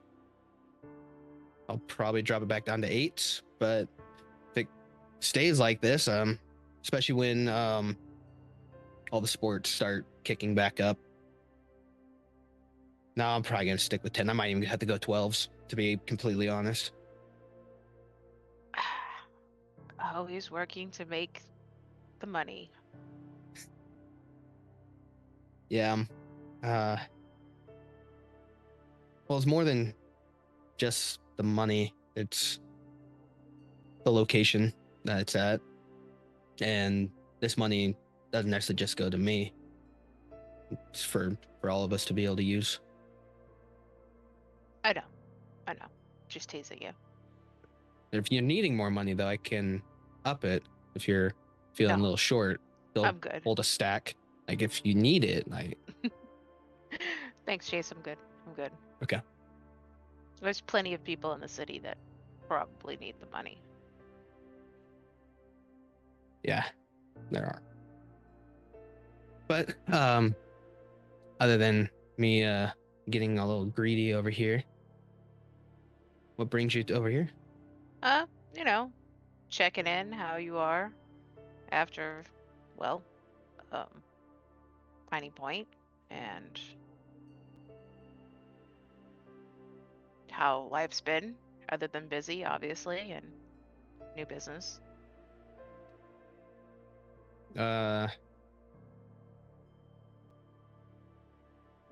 Piney Point did a number on me, but I think it did a number more on you. I didn't have plants bursting out of my body, so I'm not really one to complain. Yeah, that was quite a thing. Are you doing But- okay? Yeah, I'm okay. I'm enjoying being alive, so that's the best outcome of all of that. So, you know, I'm fine. I'm fine. You don't seem to be, though.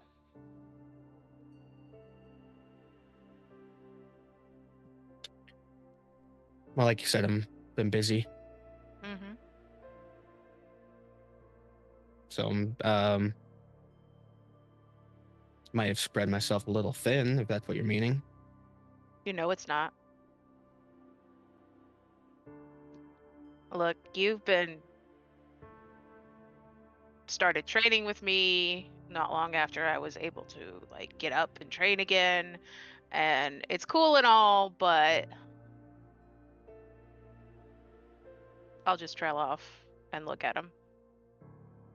Well, isn't it a good thing to have a few different perspectives on fighting styles? Learning one side can make you, I don't know, like rigid, can make it so you're not as sharp. You need to sharpen both sides, kind of thing. Oh, absolutely. Yeah. Except And we know it's not that completely. well, your fighting style is completely different than others. You're more fluid about things.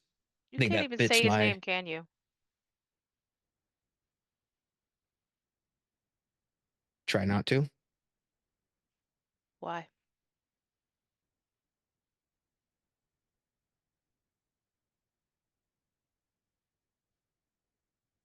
Thinking about him puts me back in that place, and I don't like feeling like that. I can't even look him in the eye. All I see is him in that rage, snarling, snipping, biting.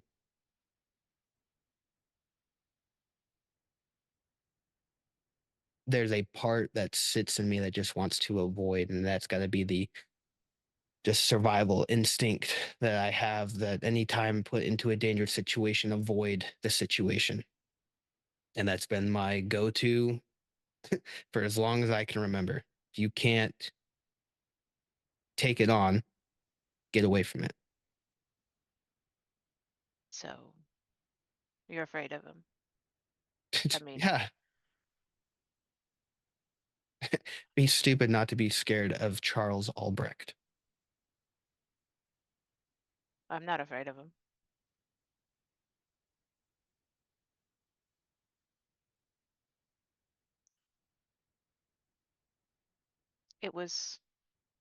I don't know what happened. I think I was unconscious during that time, but I understand it sounds, from what you said, very frightening in that moment.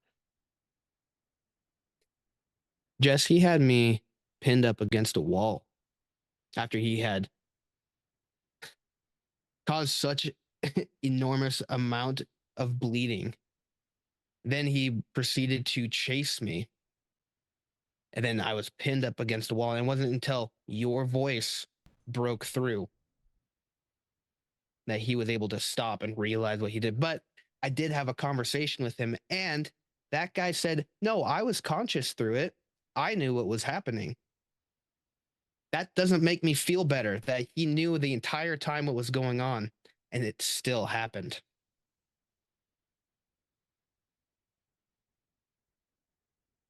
He apologized and apologized, and words hold little merit to actions that have been pre-assessed from that point. You can be as sorry as you want, but the action still happened. So if it happens with me or Aspen or Eliza, are you going to feel the same way about us? You guys didn't give me assurances that it would never happen. And then set yourself up to be on this pedestal that nothing could ever break me. Nothing can chip away at this perfect marble that is a guru that he is. He built himself up to look like he is this embodiment of what everything the nation wanted him to be. And he preached and preached about it. Yes, there are times where he broke through and I was able to get to that little bit of Charles that sits in there. But when you give me assurances and you make these promises that those things will never happen, and then they do, I have a hard time letting go of that. If you did that, I'd have an easier time forgiving you. Also, you're honest with me, I'd say at least 90% of the time. That 10% is probably things I don't need to know at that moment. But it's never happened. So in his mind, he was telling you the truth. He's never done it before. Has there never been something that you 100% are sure and confident that you are capable of doing because you've never failed before and then suddenly failed at it? I don't give assurances that I won't fail. I always take the precaution to let people know. I never give certainty to anything. I say, we'll do what we can. I'll look into it. I never give 100% that something's going to happen because there's always an X factor. He didn't. He gave 100% assurance that would never happen to him because he has all the contingencies put in place that he would never lose control. Okay.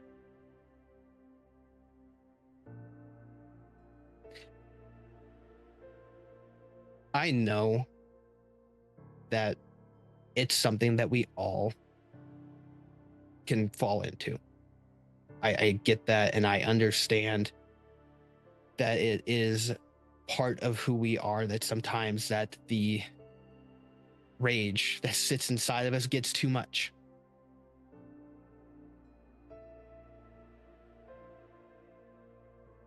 But when you're on the receiving end of it, it changes the perspective of the words that have been given.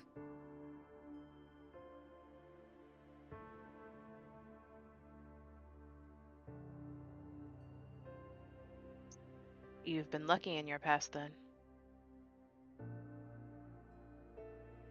Wouldn't say that.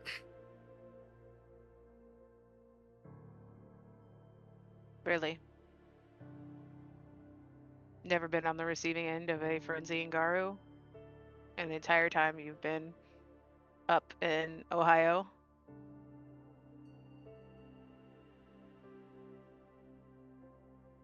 No, because I was never really the one that was in the combat. I was always the one standing in the back.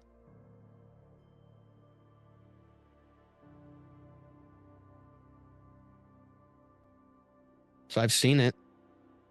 So like I said, it's different when it's happening to you. It's fair. That is different. But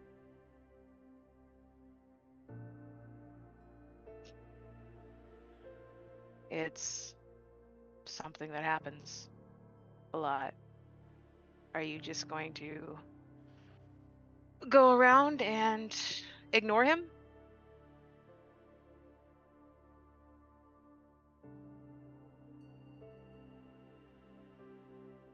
No. The conversation that I had with him, I told him that if he is in need of a theurge and another one is not around, and it is pertaining to the pack or the Sept, I'd be more than happy to help him. But if he's needing a personal matter, there are others more equipped for those things. So no, I won't avoid him. But the connection I thought was there is severed, or it didn't exist.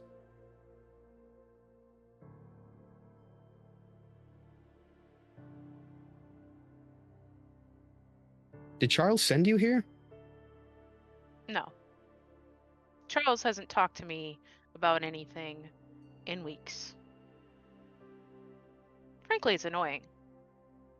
As he's cleaning our apartment and making it just spotless.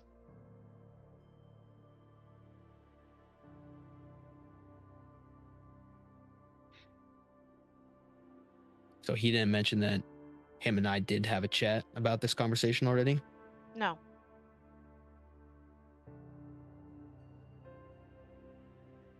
Well, let me reassure you, we had a conversation. We hashed it out. I told him what I just told you. I would prefer to keep training with you if that is an option. Sure.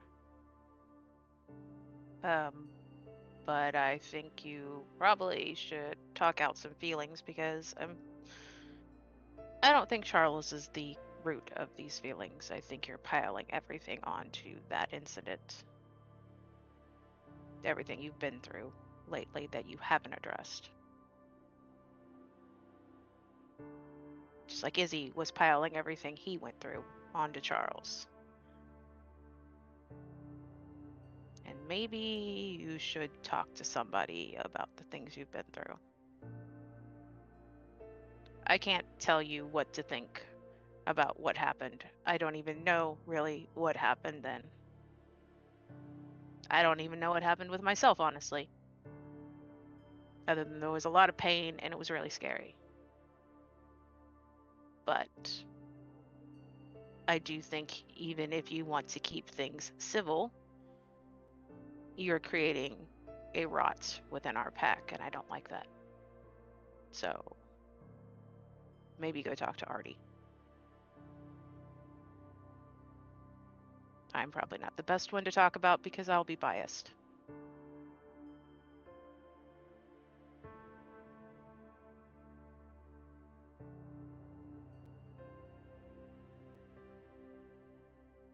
I don't know if it's going to help.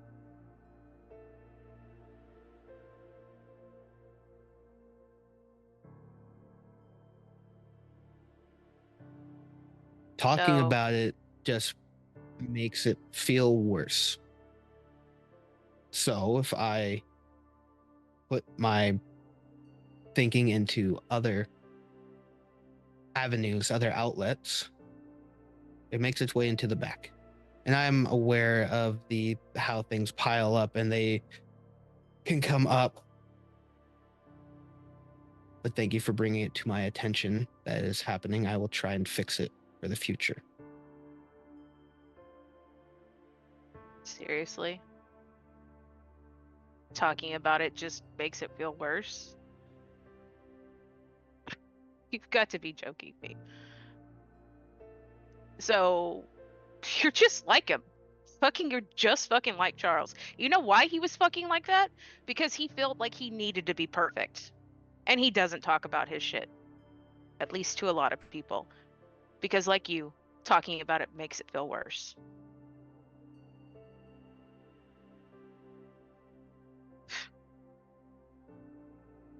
My God. Fucking men. I swear.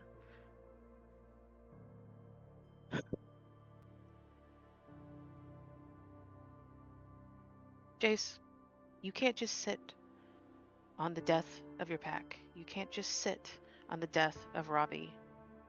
You can't just sit on the fear and the betrayal you're feeling about Charles. It festers. And you don't have to start on all of them. You could just pick something and just talk and figure out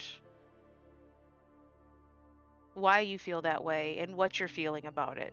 And maybe you could figure out how to go through that pain and then put it aside. I know what the feelings are. For Ravi, I feel like I let him down. I feel shame for that.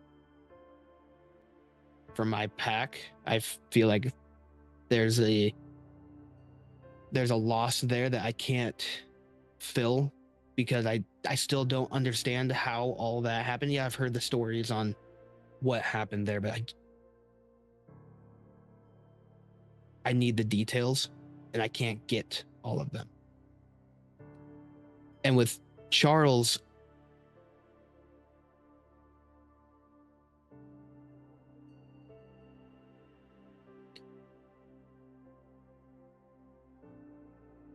that connection I talked about wasn't fake. We did have one. And I thought it was really strong. And that's why it hurts so fucking bad. I got him to open up about different things. I've told you about the different things that he's opened up about. And he got me to talk about different things that I usually don't even tell someone that's relatively close. But there is something about him that I know that he could keep secrets. And he wouldn't say a word.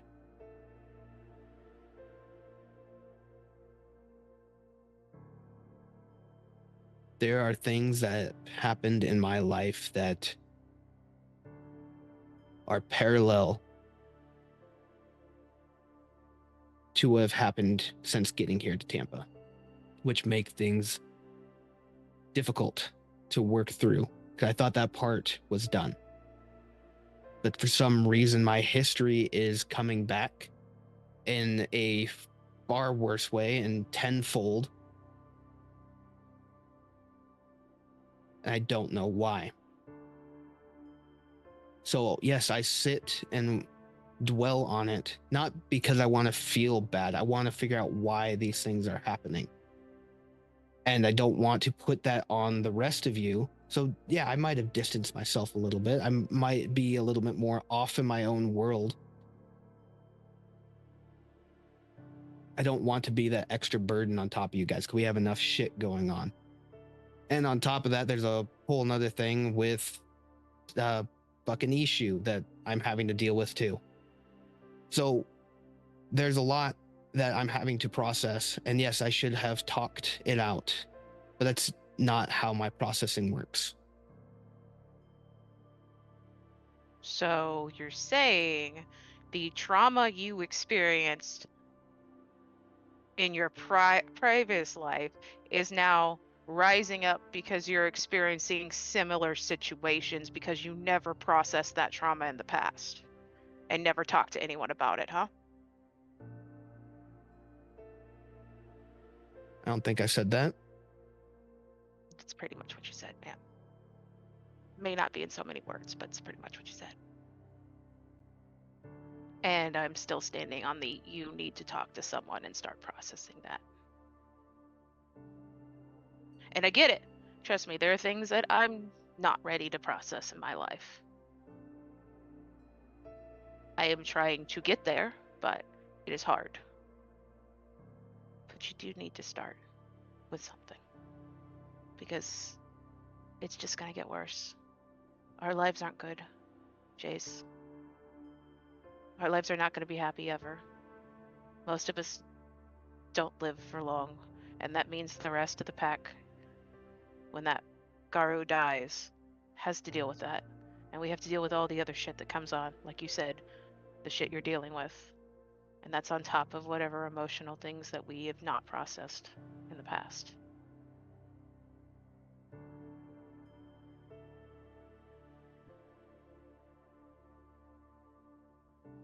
I'm not going to dig.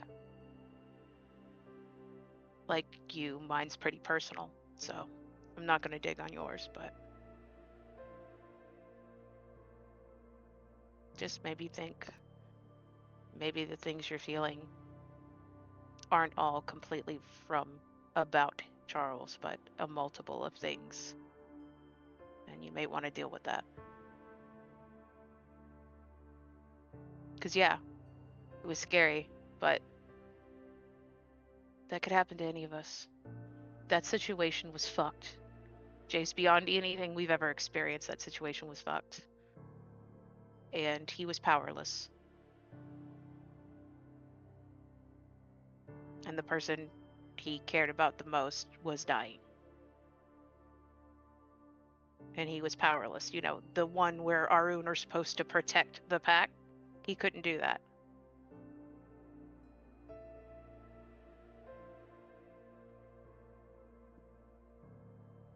And he was in Krynos. And you know how we are when we're in Krynos, that we're not killing something, that rage is building up until we lose it.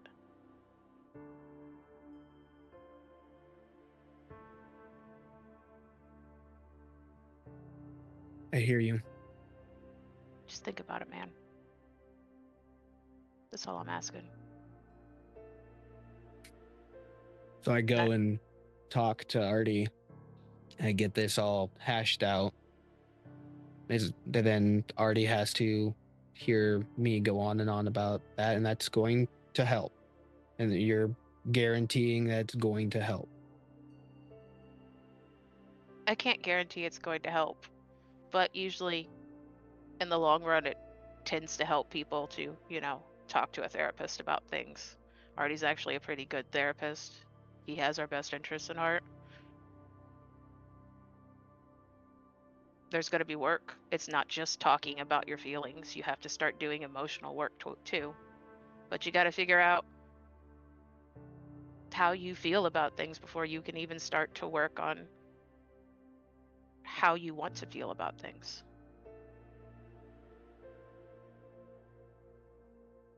And yeah, you seem like you're there, but trust me, our minds play tricks on us. They bury things that we don't want to admit.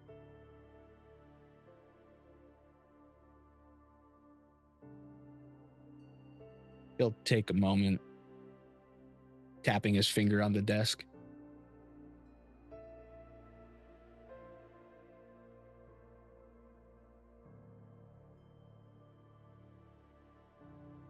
This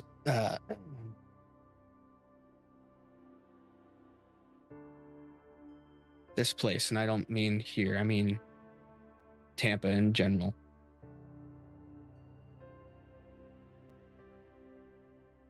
It's a hard place to try and survive in.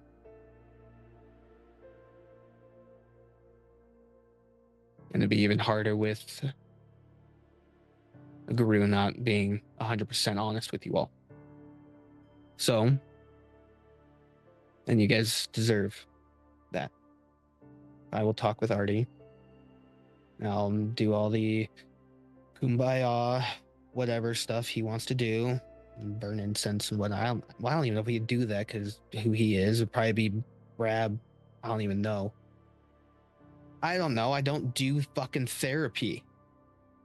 So I'm assuming there's incense and there's going to be a couch and bookshelves, and he's going to sit there with a clipboard, and I'm going to lay down and fall asleep and talk in my sleep. He's going to hypnotize me and do weird stuff.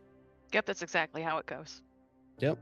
Yeah, just be prepared for that. You know, bring a comfortable pillow so you can lay on the couch on your favorite pillow, and just talk about your past childhood. Yeah. If you think that there's a chance that it will help, then for you and the Sept, I will do that. Good. Now, You know, you're really annoying. Yeah, I know. Yeah. I try to be. Yeah. It's a feature, cool. not a bug. Yeah. Yeah. Is that what you tell yourself?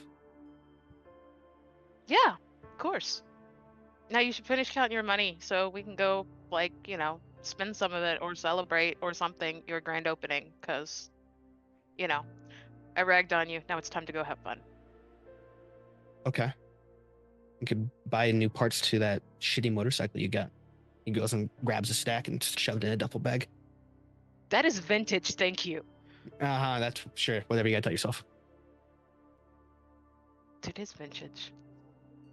So go and actually start looking and help cleaning up the parlor. So you head out, maybe gonna scavenge yourself a snack, assist in the closing up of this new venture. Jace, once again, you're confronted by the quicksand of feelings, but this one isn't going to let you shove it away. isn't going to let you ignore it. But the truth is, other people can't make us work on ourselves. They can guilt us, they can shame us, they can yell at us, they can call us out on our bullshit. But we are the ones that have to listen. We are the ones that have to work. We are the ones who choose to sink. With that, we transition to our final scene of the evening.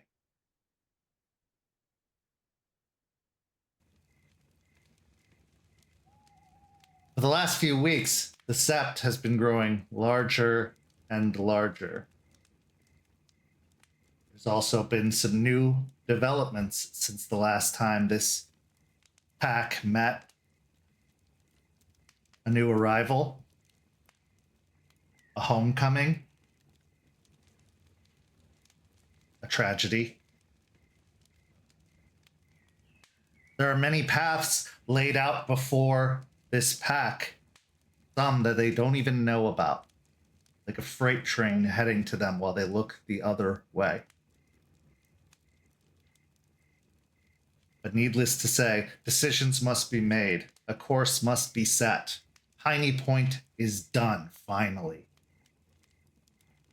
But that doesn't mean the troubles of the Guru, the troubles for Gaia, the troubles for Tampa are over. In fact, some could say they're still just beginning. So as you all arrive at the cairn, an invitation having been sent to Isidoro to meet with the pack and the Sept leadership. Why doesn't everybody describe where they are in this moment and where their head's at? Starting with Aspen, then Jester, then Jace, then Izzy. Aspen is at the table. She tries to be at the table first to make sure she can greet people as they come settle in. She's got a notebook out, but if you look at the notebook, it's just scribbles of nothing, or just trying to put thoughts on paper. Her face is kind of scowled, just looking down, tapping the pen on the table. Dressed pretty normal, more casual, since she's not working, but definitely like there's something on her mind. But as everybody kind of comes in, she warmly smiles and goes back into the leader persona. Her brain is a bit all over the place because coming off of a great win with Piney Point, there was tragedy there as well, but all in all, it went well. It was good, and there was time of quiet and figuring out the future, and then 2 weeks, it all kind of comes crashing down again. And now there's more to do. There's new people. There's people lost. There's what to do next. And it's all meant to be figured out. And it's just the feeling of when's the one more thing again? And how long do we do the one more thing? Aspen, could you roll me a manipulation and subterfuge as you are trying to obscure your distraction, obscure your emotional state? Would I still be at a rage 2? I think that rage 2 hasn't gone away since. I think that was enough of a jarring moment that you have just been in a perpetual state of anxiety or frustration ever since. 1. Okay. So anybody who has a minimum of 4 between their wits and insight can take half to know Aspen's not doing well. If you have less than that, you can attempt to roll it, but I will assume anybody who has more than that can pick up on it pretty easily without having to roll. But let's go on to Jester. Jester will actually be walking in arm with Eliza. She's currently showing her a video of her latest story that she's recorded for the Silver Record. It's one of the Croatan stories. Um, she's really like more focusing on like trying to get the stories out, but um, at this point she is kind of looking forward to the pack meeting because they can actually sit down and talk about what to do next. She's kind of felt like she's been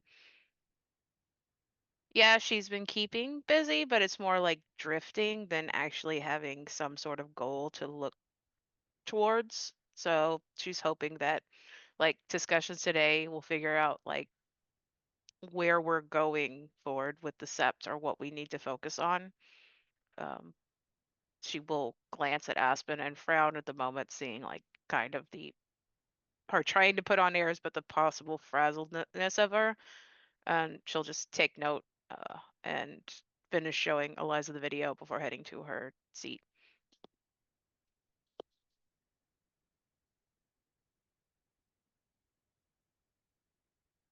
Jace will be walking in. He'll be kind of shuffling his feet, looking around the area. Then once he gets up towards the table, he'll see them starting to sit, and then he'll look at Aspen and kind of cock his head, just kind of like motion like, you okay, before he comes and sits down.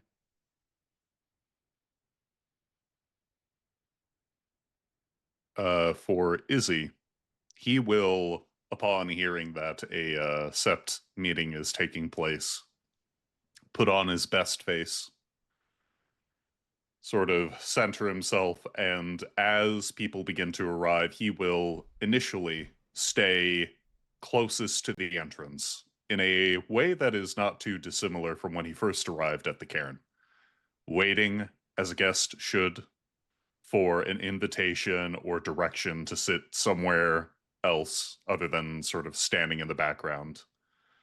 As various NPCs come and go, whether they be Terrence or Eliza, he'll have words or a smile or a nod, and as he sees Malicious Jester and Dreams in Decay, a bit more warmth, like a hey. For Aspen, there is a notable tension and quietness. He is trying to make himself as unthreatening as possible, and as part of that initial Aspen bluff, I rolled 3 dice. I assumed one of them was a rage, and I got 3 successes. So I think the tension of the moment is just so palpable that even Izzy is able to sort of perceive that Aspen's on edge. And wherever Charles is, Izzy always just happens to have his frame of view just slightly off. He doesn't want to look at him, doesn't want to even acknowledge him. He is trying to, for this moment, make himself as much of a fly on the wall as possible. So as you're standing there off to the side, Terrence will approach you and give you a look like, really, dude? We're doing this? You've been around as many cairns as I have, you do not assume. But if you, treasured member of this Sept, wish to invite me to the table, who am I to decline? Well, wait. That I haven't been made an official member of this Sept yet, other than a friend to the Sept. But secondly, that invitation was to you as well from them. So you're allowed to enter. You have introduced you. You know how this works. You're just being weird because you're still holding back.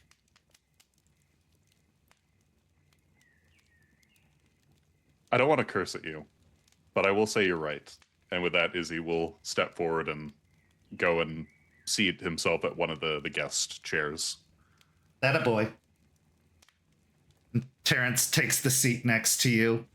Charles is present, but that's about the best way to describe it. His physical form is present. His mind is clearly elsewhere as he stares at the campfire a few steps away from the table, not taking his seat, but not completely unaware of everyone gathering.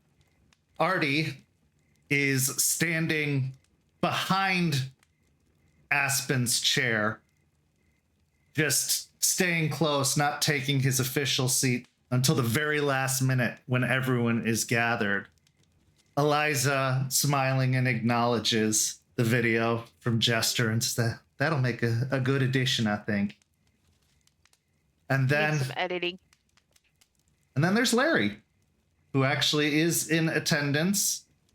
He is still wearing the same biker vest he usually does. And Izzy, you can see that he is wearing it with the Tampa Howlers logo, which shows a connection of sorts to you, having seen that vest when you'd gone to meet with Jace. As everyone takes their place, the meeting begins. Aspen. Hey everyone. Meeting today. But first off, how is everybody doing?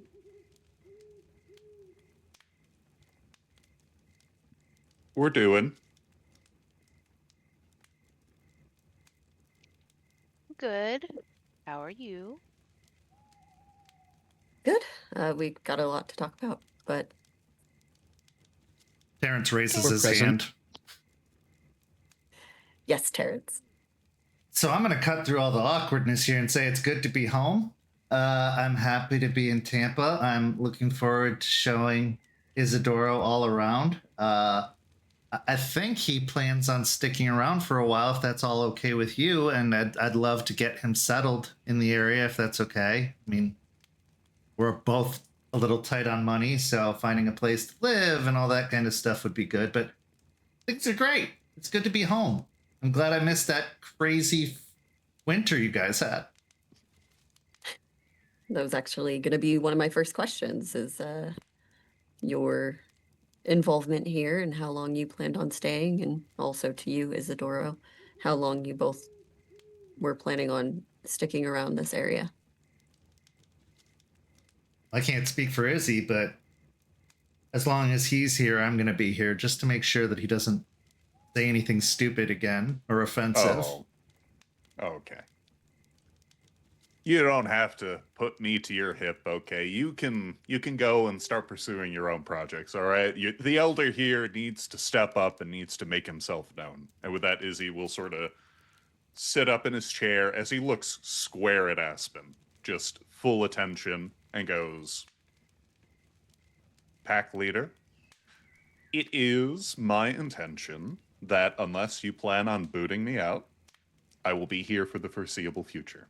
Now, I don't know how many of your fellow packmates have made my contacts known to you, but I have been trying to make amends from my initial introduction. And for that, as I've said so many times before, I apologize for the first impression and my intentional attempts to aggravate both you and the Sept as a whole. I hope you can forgive me for that. I appreciate that. But if you're going to stick around, maybe we could have a longer conversation. We do have a lot to speak about. We've just come off of a rather intense situation, and what to do next is our goal here today. But if you are sticking around and wanting to, I guess, put your best foot forward, what are your skill sets? What could you bring to the Sept and the pack as a whole? God. Well, considering that Charles didn't say anything about me, I am, well, you obviously already know my auspice. I'm an Arun. So, fists, claws, teeth, I'm good at that. If you need someone to be a good face amongst particularly humans, I'm also pretty good at that. People love me. Gifted unicorns specifically. I can just fit into a place if you need to make a good first impression. Past that, I mean, team building exercises, I did not want to pry or impose myself in your interpack dynamics, but I'm good at leadership building. I'm good at teamwork and trust exercises. I'm not sure how often you train in that particular front weekly, but I am happy to lend my expertise.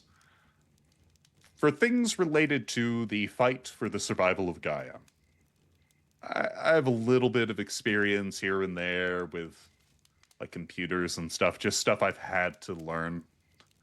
But if you need someone who can repair vehicles, who can drive, I have been, even when Charles was the Piercing Moonrise pack leader, I was the main driver.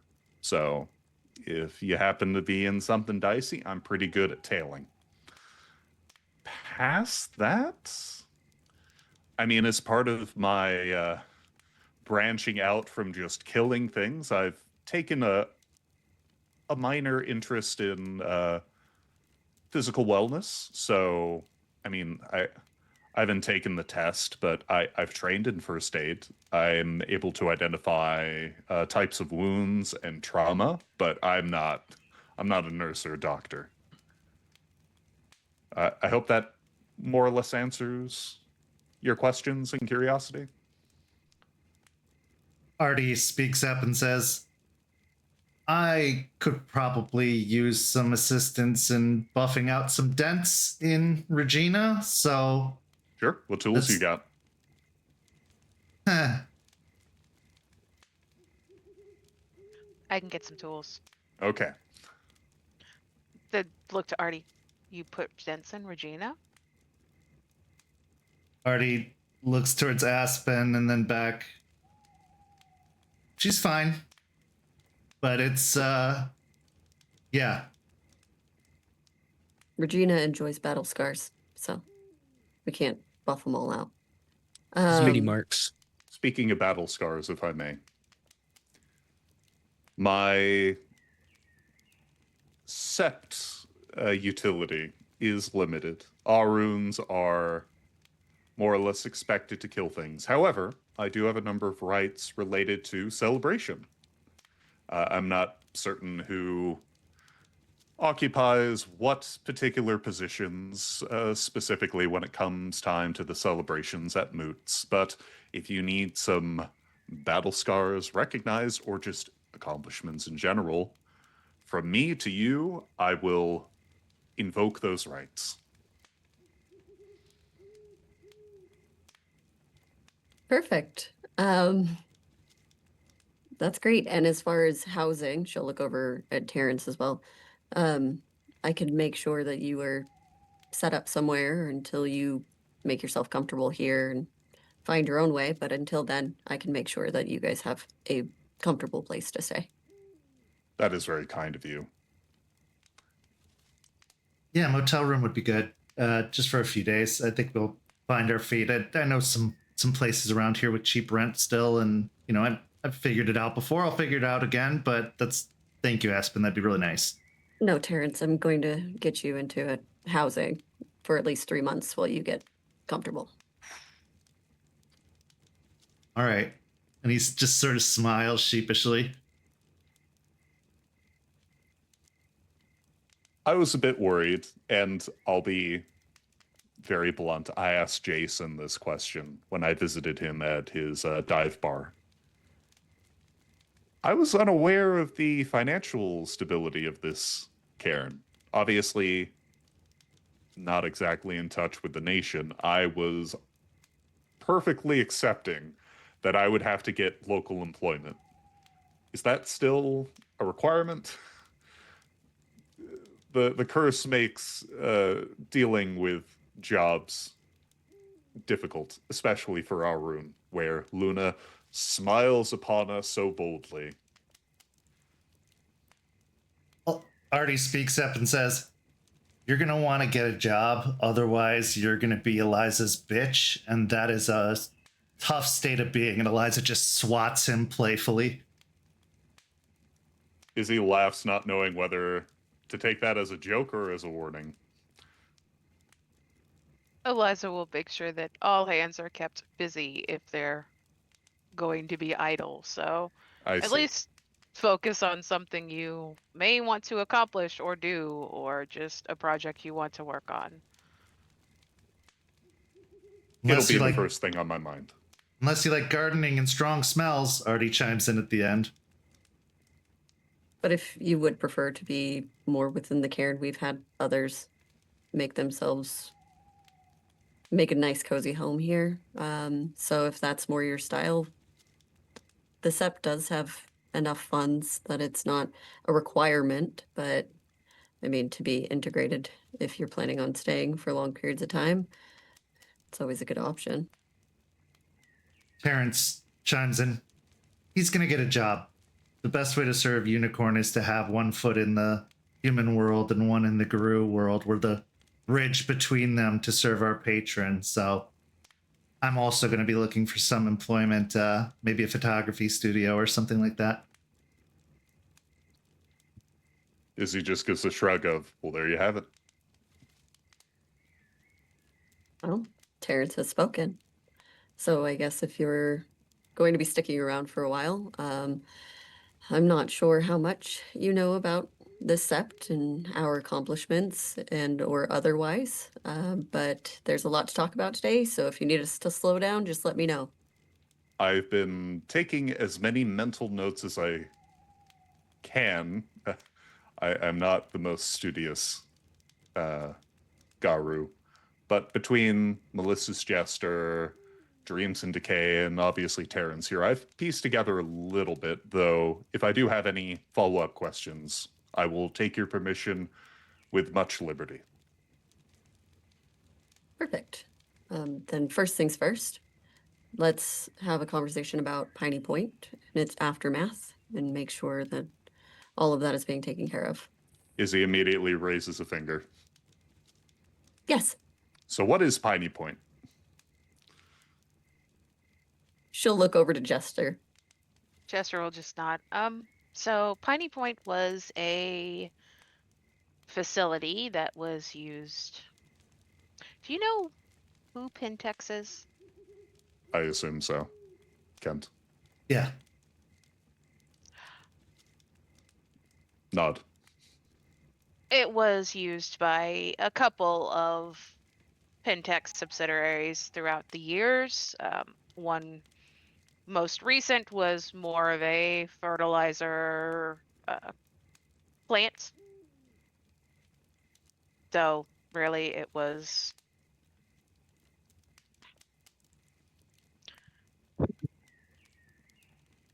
some weird shit, okay? Like really, really weird shit. That sounds like Pentex, just It wasn't just Pentex though. Like, yes, there were Fomori, and I think the woman that was there was a Fomori. I'm not really sure because I didn't actually have to deal with her. But she was working with a fairy, and the fairy was growing these weird plants. And I'm these sorry, weird if- plants, very. yes, like I said, really weird shit. Fairies are real, apparently. Okay. Well, technically not like a fairy wings Tinkerbell, but like a fae. Fae are real. Okay. This one had furry legs and horns, like I guess a satyr does from Greek mythology, but he was a fairy. I don't really understand a lot of it, the intricacies of like them, but it was using magic to create this plant disease that infected people and turned them into fungus zombies. And that infection was spreading throughout the city, and Cold Piney- iron. yep, Yeah, I did hear something weird about that when I visited up in West Virginia. They mentioned you needed a lot of it, and they said it was like for some infection and getting sick thing. Which that was some of the things we used the cold iron for. It also destroyed the plants, because apparently fairies are allergic to cold iron like we're allergic to silver, kind of. And the plant magic was also reacting to it. Anyway, we stormed Piney Point. We were able to get enough iron and killed Vanessa, which was the woman who I think she was a Fomori. I'm not really sure on her. Anyways, killed her because she was spearheading like a lot of the business stuff. Like our secondary group, the Hellhounds, managed to deal with her, and then we dealt with this satyr fairy creature.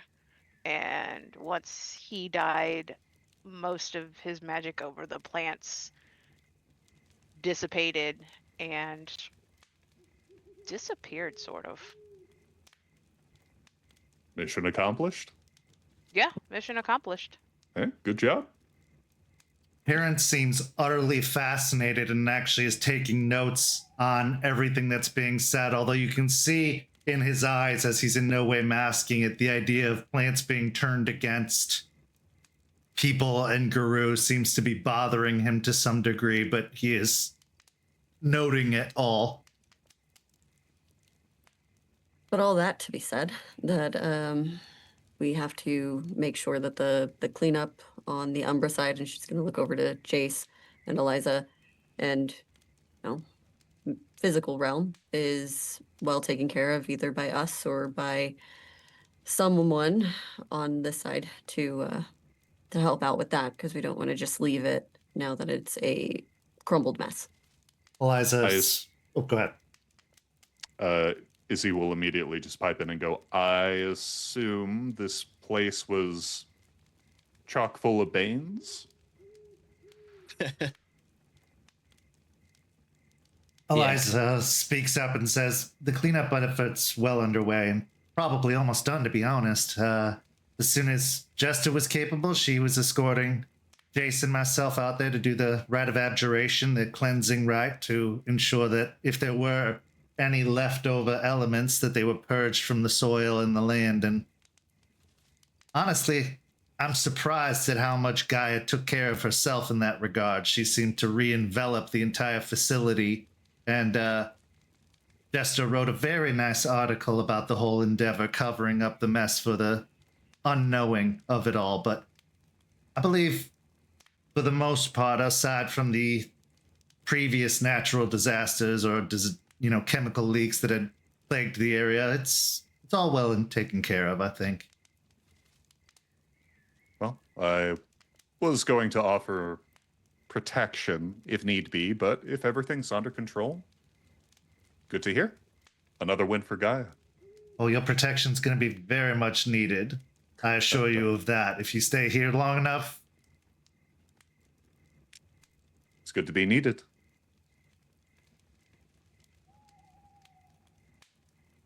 Yeah, in the article I wrote, I was kind of pushing for, people to help with at least the physical cleanup efforts. I'm also thinking of checking to see if there's any fundraisers that have started. If not, maybe pushing to start some fundraisers with some of the activist groups I know to try to get some cleanup effort done at the site. Might be a good idea to have our sheepwolf help with that and look over at Charles. Charles remains stoic for a moment. That might be a bit of a problem. Forged and Juniper are likely heading up to Michigan to handle a personal matter and will be unavailable for some time.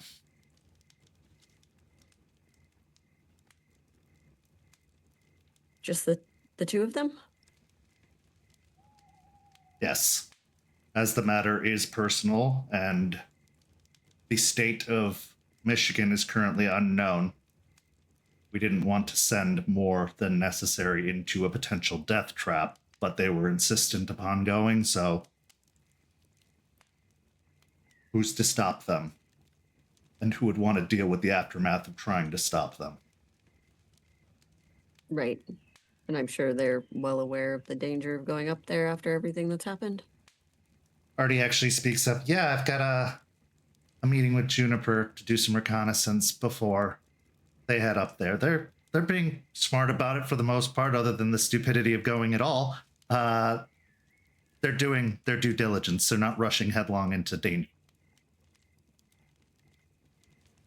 Okay. And look back over to Charles. And what of the rest of the Hellhounds and the new arrivals? Is everything working copacetically there? So far, it seems so. Willow and Quinn are getting settled. Willow primarily sticking to this area, Quinn having taken up residence in their home. Delphine is staying back and doing what a good pack leader should and making sure they get settled and accustomed, and I have some ideas for training for them to see just how capable they are. So far, they have proven quite capable, but I think we may have to revisit an old training method to see just how capable they are. Izzy's jaw sets as Charles speaks on training methods, but remains silent. Okay. Then good. Glad they're settling in nicely. Eliza says, and I'll take care of Raymond. You don't have anything to worry about that. Okay. Well, good. Then Piney Point being taken care of. Jester, you're going to try and figure some of that stuff out. Yep. Okay. Then that seems to be well taken care of then. And we'll just keep an eye on it, make sure nothing else pops up there because that likes to happen apparently over there.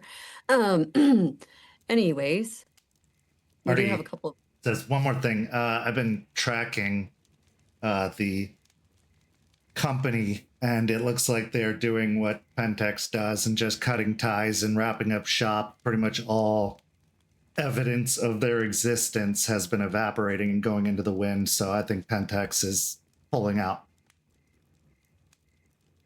For now. Anyways, we have some other stuff we have to talk about. As far as the leech situation goes, territory, the treaty is still underway. I think it's pertinent for us to have some patrols on the outsides just to make sure that others are not Jace.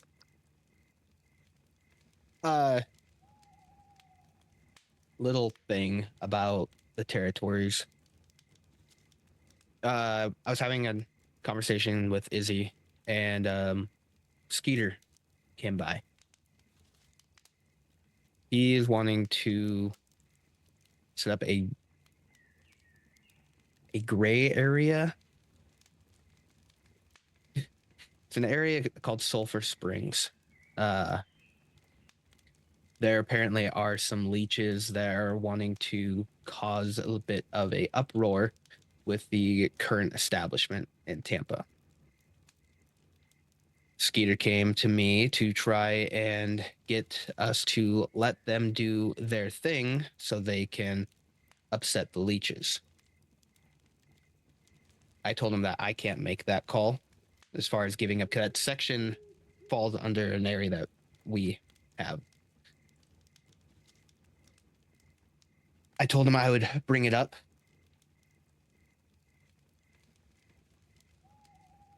Dude, for what purpose?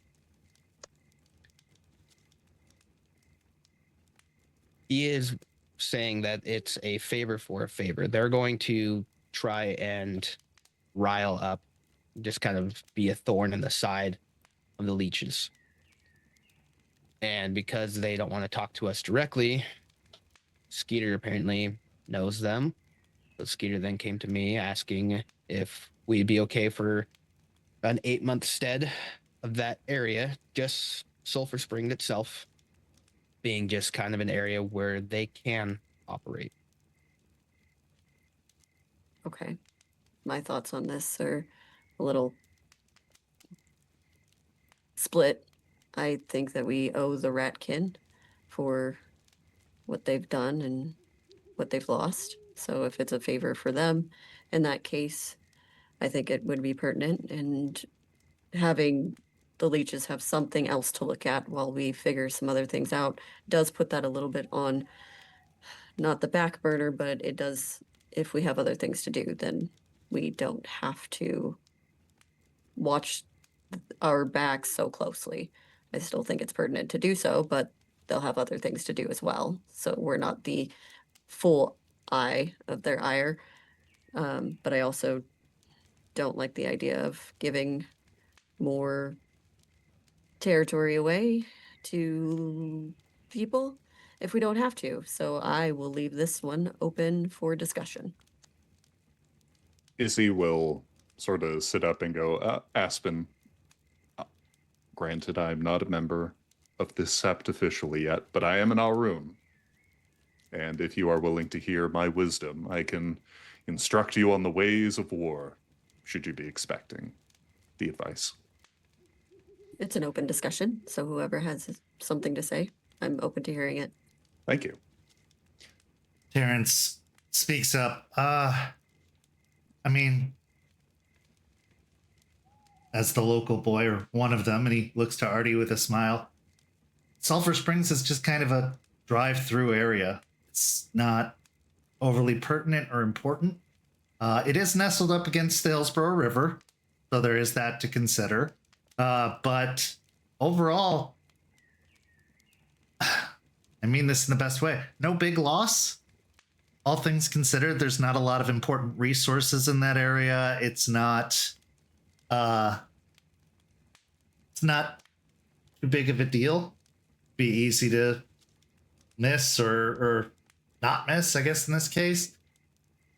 Artie says there's also ways we can keep eyes on that area without having to be there. There's ways to patrol it digitally and electronically without actually having to step foot physically in the area. I can keep eyes on them pretty easily from afar and not have to ruffle any feathers. And if any, I'll just set a reminder for any news reports regarding that area to be pinned or flagged. So, yeah, what does the gray area mean? Does it mean we're not supposed to go in like the rest of the treaty for this favor? From my understanding, we're just not supposed to go in and just kind of like push them around. And, like, it's more not to scare them out. The way I see it, Skeeter said that he would take full responsibility for anything they do. This is Okay. another place that leeches are sitting that we are now made aware of and not stumbling across. And Skeeter hasn't given us a reason not to trust him. And Skeeter's going to give us intel on what's going on. Artie's going to be able to see what's going on. So at this, we have full eyes on almost everything that's going to be going on there. We just can't ruffle the area. Is kind of what Skeeter was saying. He doesn't want us scaring these guys out. Charles says, strategically, anything that sows dissent amongst the leeches is a benefit. We keep our hands clean. Their tower continues to crumble. I do see the wisdom in it. I would agree. This neighborhood, Aspen, I assume this is maybe the first you've necessarily heard of it spoken specifically in regards to this treaty, right? It's not been on our radar before, no. Then it sounds to me like it's not too valuable of a locale. Easy enough to fork over for the eternal gratitude of these up-and-coming leeches. And if they're in a gray zone where we're not obligated to strike them down by this treaty we have with this this main leech faction, that's all the better for us. And worst case scenario, if they do make a big enough stink and claw and fury is demanded, we can just head down there. In fact, I'll probably do it myself if you ask me to. Us. Interesting verbiage, Isidoro. She'll look over to Jester. There may not be physical resources, but there are people there.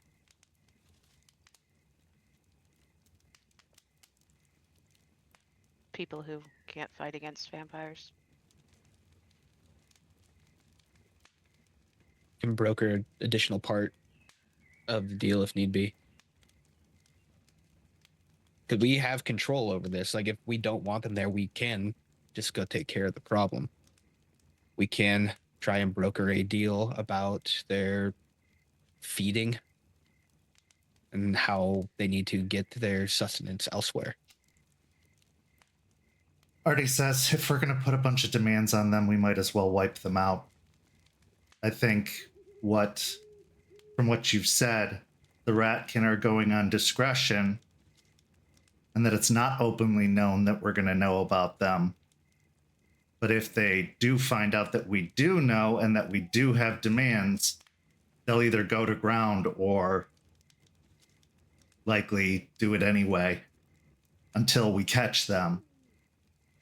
So I completely agree with what you're saying, Jester, and I have just as much issue with it. At the same time, it's going to happen whether we like it or not, and it is happening already. At least this we'll know about, and if something does come up, like a murder in that neighborhood, I'm going to be knowing about it immediately. And that is potentially enough cause to do something about it. Or an underground group of people that are held hostage to be food for leeches. Yeah. Okay, as long as we keep an eye on it. Eyes, ears, and toes. Okay. Toes. You got to keep your toes in the dirt with your head in the clouds.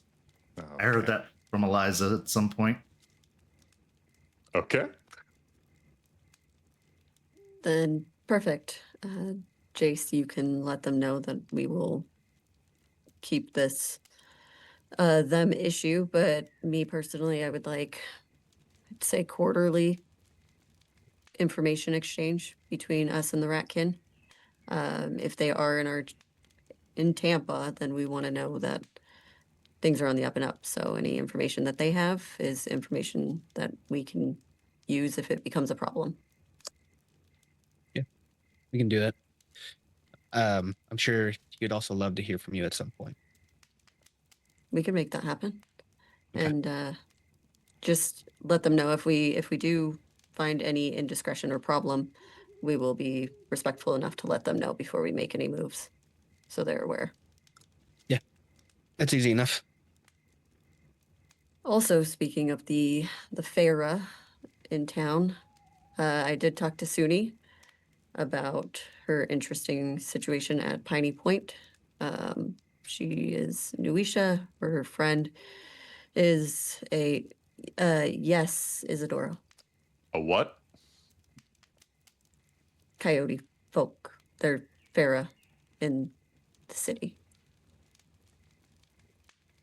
Izzy waits for the joke to finish and sees everyone else is serious before. Okay.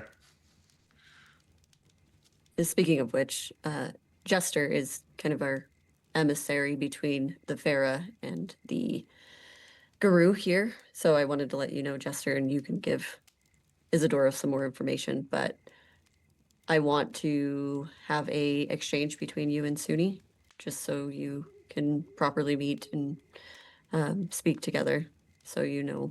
And she seems very much wanting to be helpful in the situation that we have here.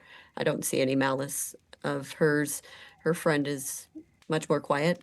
I've not met him yet either, except for the quick situation within Piney Point, but we exchanged no words, so. That's You're a bit occupied. Fighting a pterodactyl, yes. Okay, now you're just fucking with me. No, I had two heads. Okay. Eliza looks empathetically towards Isidoro and his struggle to comprehend all of this. I know I'm the Arun. You're going to bait me with these fantastical creatures that, once in a lifetime opportunity to kill. I've been there.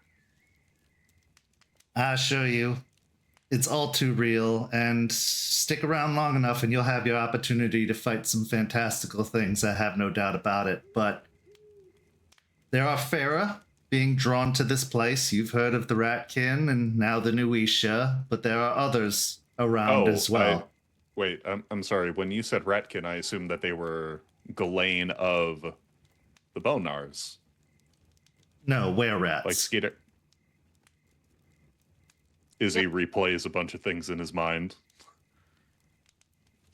Huh. So You'd say they were a Skeeter different was... breed. Yep. Okay. I was going to say he was a Bonar until you said he was a cousin, and now you're saying he's a were-rat? Well, they bear a similar patron. Actually, the exact same patron, Eliza says. So, in a way, they are related through spirit, and so far they have been not even the slightest bit problematic, if anything, beneficial. Add to that the Kamazats, which I'm sure you've heard about by now, and then, well, a friend called She Who Shines, who, as long as you stay on this side of the bridge, should not be a problem for you. Okay. A were-gator. She's a were-gator. For the first time since the big storm off, Izzy finds his gaze cast to Charles. With talks of pterodactyls and were-rats and now were-gators, it's like, what the fuck is this place, man? His scowl is so deep at this point that it's casting lines in his face. You can see that he is so annoyed at the mention of these fantastical creatures. But he gives you a look of, it's true, and coming from Charles, that means something, of acknowledgement. Izzy immediately slinks back in his chair and is, at least in this moment, far more receptive to this strange chatter of Farah and two-headed pterodactyl banes and whatever else. Regardless, we have very solid reason to believe that the opening of the cairn you're standing in right now called to the other Farah because of the relations of the Croatan to the other Farah and their previous ties before all went to shit with the War of Rage.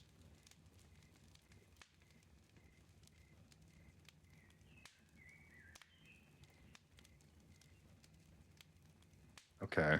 Any longer standing questions that you may have, Isidoro, we can have a private discussion and you can pick my brain about all of the strange things here in Tampa because it is strange. You're saying that to me. Yes, thank you, Aspen Weiss. I will take your wisdom with much bravado. It seems there's much I don't know, and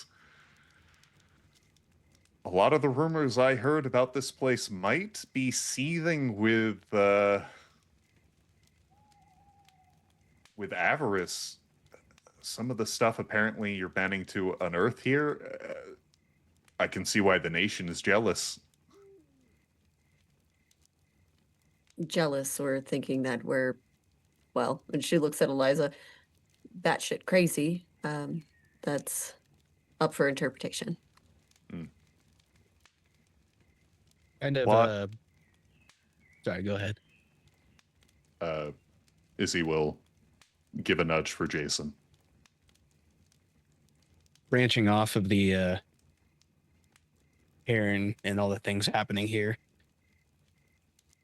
As far as bringing that patron back, it's not going to be as easy as we thought.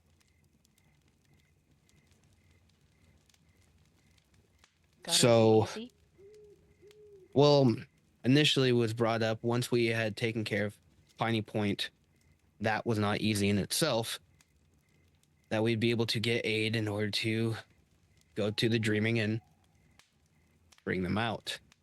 But I've been told that the only way to make that happen is to release Ishu from the staff. And it's not as easy as me just burning or breaking the staff.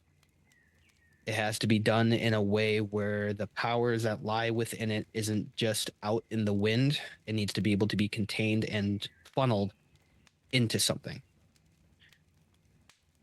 I'll look to Izzy. Ishu is a fairy god, apparently, or a fey god, as Aspen said. Yep, bound in A a god. staff. Bound Okay. in a staff. Yep. Yep. And he Welcome to You Tampa. are promised you are me- using these terms. We are just to be certain here. We are Garu. We know what spirits are. You're saying they are not spirits? I don't know, honestly. No, they're different entities altogether. Ishu was able to possess a body before he possessed mine. We'll talk about that later. But Ishu saying that I need to find the person that created the staff. So I did track down Moses. I've been having conversations with him, trying to bridge. His mind is stuck in the past. He still thinks, I think he said it's like 1986. So I'm trying to get him to understand what year we're in. And I got to get him to a point where he can understand the staff in order to dismantle it so Ishu can be released so we can go into the dreaming. Okay. I know that's a lot. I'm sorry. Was that the favor you were gonna maybe ask me about? No, that's a different one. Oh, okay. Well, no more comments from me. So, if I remember correctly, Moses was last time, well, before this, the last time you talked to him, he was not remembering who he was really or where he was. Correct. So, how is he now? Receptive to the talks. He told me that he doesn't remember me at all, but he feels a sense of comfortability with me. So there's something in there that tells him that he knows me, but he just doesn't, he can't access it yet. So I'm spending as much time that I have trying to draw out that piece and bridge 40 years of life for him. Aspen will furrow her brow, look over towards Eliza, and look back at Jace. What if there was, because dreaming, right? You saw Ishu in dreams and all of Right. that, and Moses is connected to that as well. Is there a way Right. that maybe you could connect the two? Is that, I don't know. The face stuff is weird, so I'm just going with the weird thing that popped to my head to maybe throw something out. I can try, but I got to be careful with the things that I tell Moses. I got to keep up this whole the veil and everything. So I got to be careful on what I disclose and what I keep to myself. And at this point, I can't give him much of anything. And trying to reach out to Ishu to try and bridge that gap, I feel like it's going to scare him off more than anything. Like we're not at that point yet.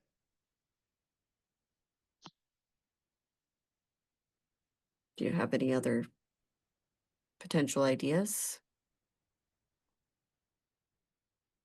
He was saying that he had connections in other parts of Florida. So I'm trying to dig around from places that he might have been, but it's hard. And it's because he doesn't remember anything that happened previous or what happened in that gap. I'm having a hard time finding a point to jump off of to chase down this rabbit hole.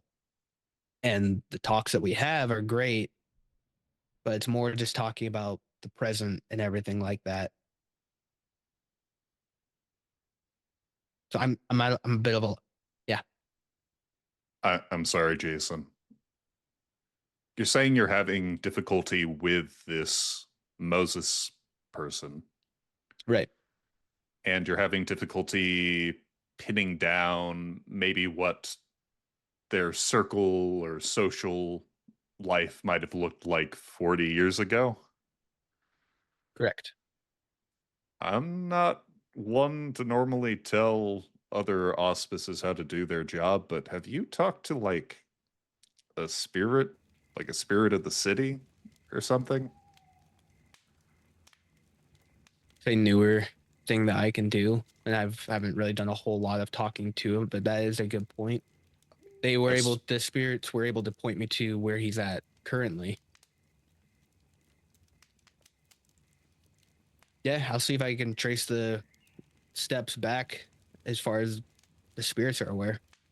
I mean, assuming he's been in the area, like spirits look at you like it's been 1 day or 100 years, no matter what. So You're not wrong. glad I could help. Eliza says, from what I understand, Moses was at one time a student of the arcane arts, a studier of the weave. He gives a look towards Izzy like, yep, it's another thing. I've heard of these before. They're called namers. Paulo told me about them because we had to kill one. Well, good. Well, he was a student, from the sounds of it, from what Jace had relayed to me, and he dug a little bit deeper into the weave than he should have. Now, this requires great amounts of power and energy, and really, if the weave is suddenly set free in a chaotic fashion, it could upend reality as we know it. Now, even I have some skepticism as to the truth of that, but regardless, a caution as such from a fey god, as you put it, is not to be ignored. And if they say that such energies could dismantle everything we know, that's something we can't toy with. But I believe that if Jace were to work with Moses, possibly even use what memories Moses has to retrace his steps, perhaps there might be assistance to be found in restoring his memory and properly dismantling this talisman or item of sorts that has trapped Ishu.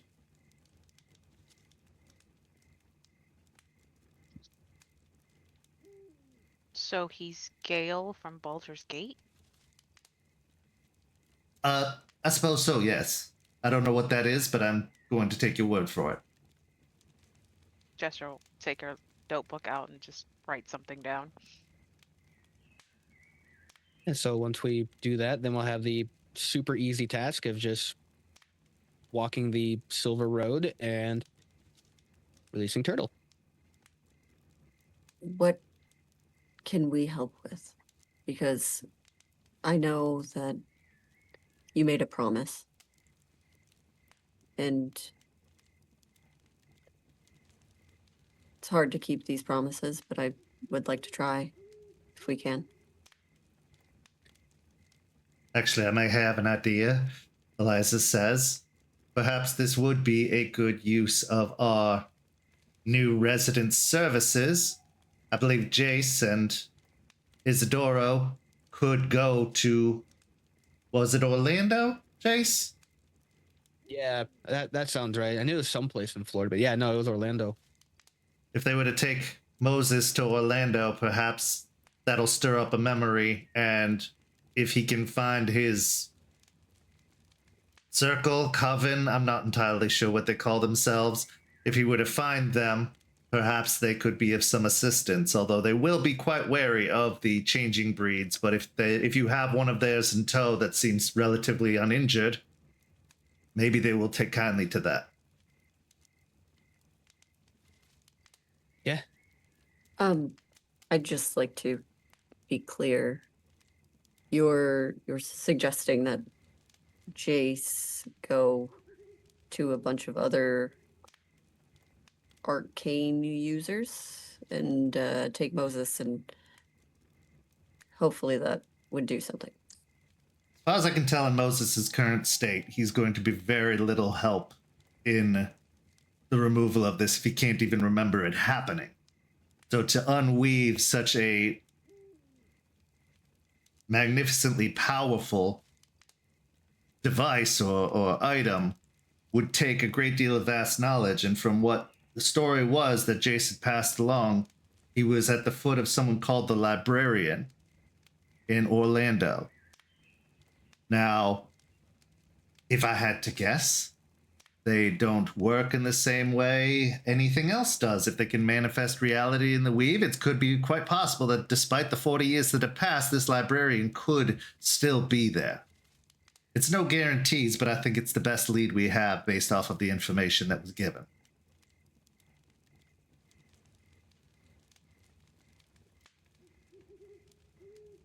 She'll look over at Jace. Do you think that's smart? He'll look to Eliza, then over to Izzy. I think he'll be all right. I think Izzy could probably handle a couple little wizards. As long as I get the drop on him, I think we'll be okay. And hopefully that won't have to be the case, but I think overall it should be okay. I like the idea, taking him back to the source of where he learned these things. It's more than I can do here. From what I can tell, in what little I've learned about them, the Manifestors of the Weave are more about academic studying the Weave. They are not necessarily a violent sort, but they are also a very reclusive sort, and they may wish not to reveal themselves, which is why I think taking Moses would be the best course of action, because if they can recognize a connection with one of their very own and realize that they have a wielder of the arcane who has forgotten 40 years and potentially is reckless and loose, that might be enough to draw their attention.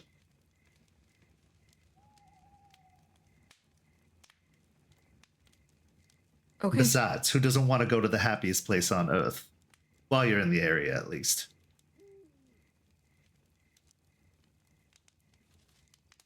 We'll see. Okay, then if that's the thread, the only thread to pull, then I guess that's the thread that must be pulled. So that looks like the best possible option.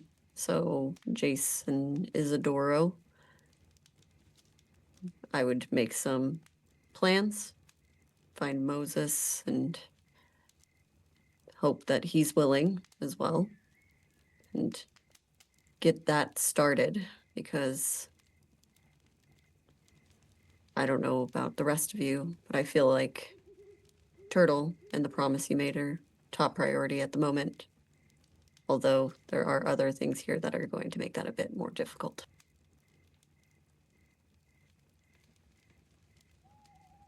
I have one final question. Obviously, I will accept this mission with honor and duty. As a child of Gaia,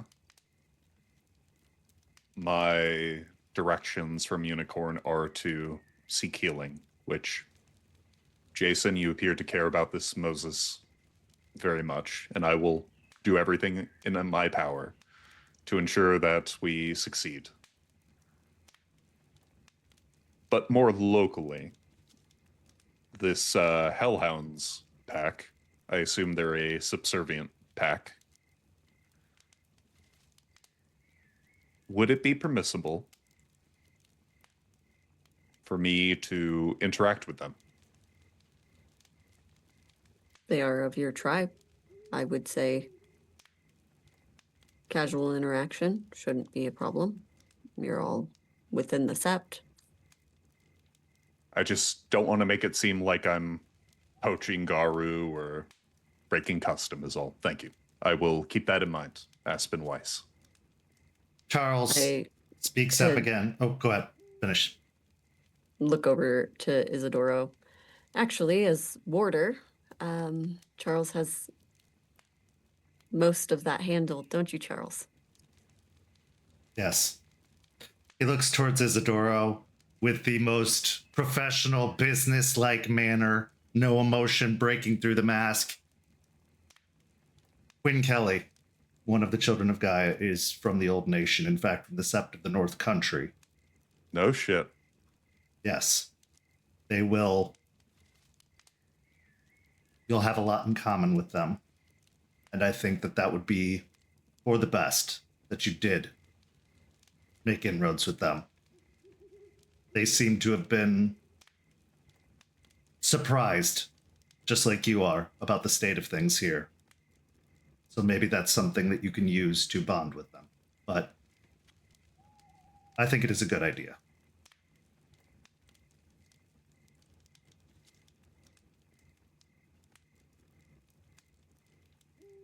And that works perfectly for me.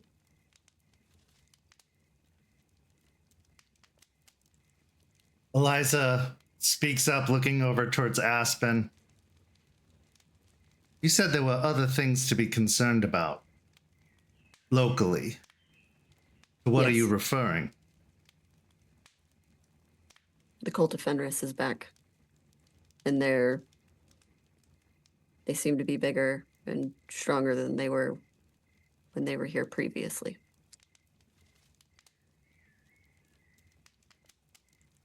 Have they created a disturbance or a problem? I've recently found another of ours within the city, and while searching for them, I interacted with Fenris, Cult of Fenris, and they are vicious. And of course, it's Fenris, but they are vicious, and they are steadfast in whatever goal they have here, and they are willing to. She pauses for a long moment, tear apart anything that gets in their way.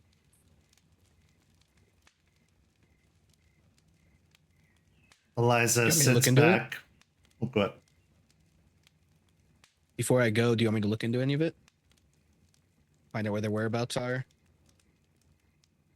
I think this should be a priority for you.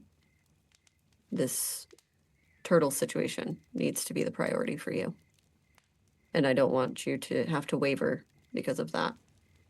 We have others, and she'll look over at Jester and Charles, that could look into that if we find it necessary. But it is very prudent that we keep vigilant, because I don't know what they're planning, and I don't know what our involvement could do to interrupt, become a roadblock, or become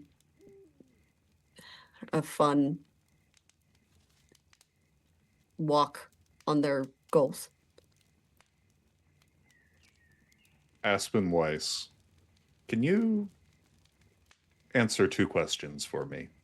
One, can you describe these Cult of Fenris members? And two, is this your permission as Phylodox to attack them on sight, considering they violated this territory? At this time, I think also, Isidoro, if you're going to be working with Jace, with Moses, that should be your top priority as well. Very well. I don't want to poke the proverbial bear right now. We have so much on our plate and a lot of promises to keep. But as far as description, she'll look over at Jester and roll her eyes, but then also get like really stern and kind of look off for a moment before she comes back. Kyle and Victoria were the two that I interacted with the most. At the mention of Kyle, Terrence has a visible reaction, kind of looking up from his notepad where he's been keeping notes. Still here? Came back. You know him, Terrence? From what Aiden had informed me, they were a plant to try and recruit me before my change. No We shit. were college roommates. We volunteered at the zoo together. He was always a little bit unusual, a little bit eager, but I mean, it's college, right? But yeah, apparently he was also a kinseeker and was looking to kinseek me. He is dangerous. You know, you get a sense about somebody that they're not someone you want to cross. That's the sense I got of him, and that's why I stayed on his good side, and it seemed to work just fine. But yeah,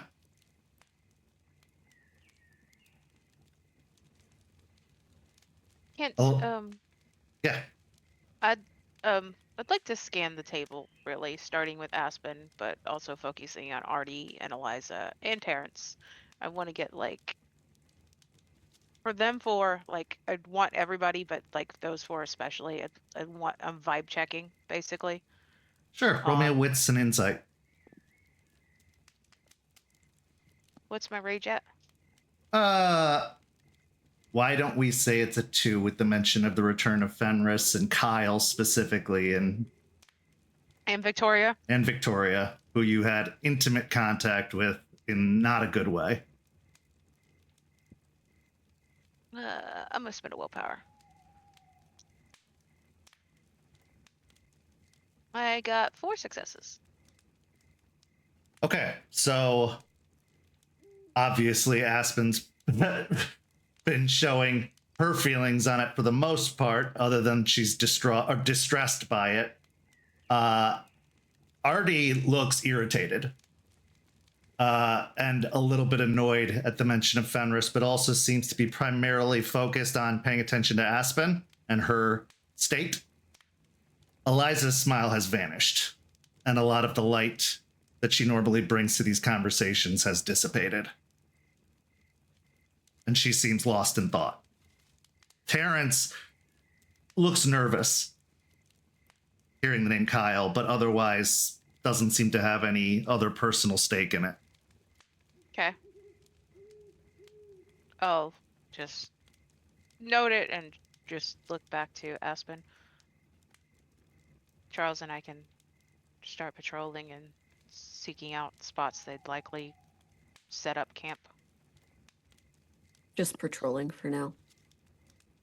Again, we don't need to start a fight right this moment with Moses and Turtle and everything else. Apparently new people in the territory, and it just starting a fight right now, especially if Jace and Isidoro are leaving, would be disadvantageous. I mean, to be honest, it sounds like they started a fight, but I get what you're saying and not pushing things. Eliza breaks her silence, speaking with what sounds like a really dry throat. You consider them a considerable threat, Aspen? I do.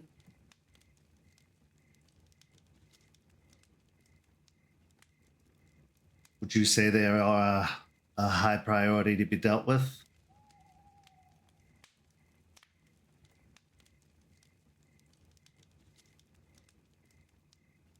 She pauses for a long period of time, just kind of stares at the table, taps her pen again.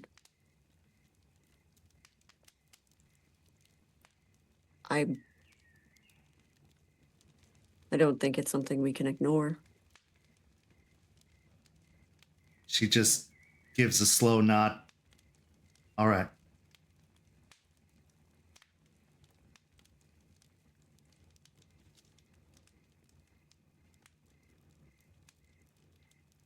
Patrolling would be useful. At least maybe if we could figure out something, a reason why they're back. Just so we know what we're working with.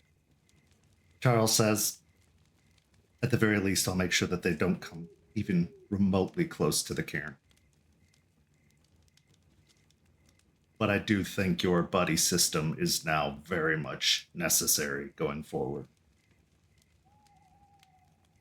I agree. Isidoro, we have a system where we always go in pairs, just in case anything were to happen. And I think it's logical. You've heard all the insane situations we've dealt with. It's just Some smart. of them. Enough of them. But to that point, Jace and Isidoro,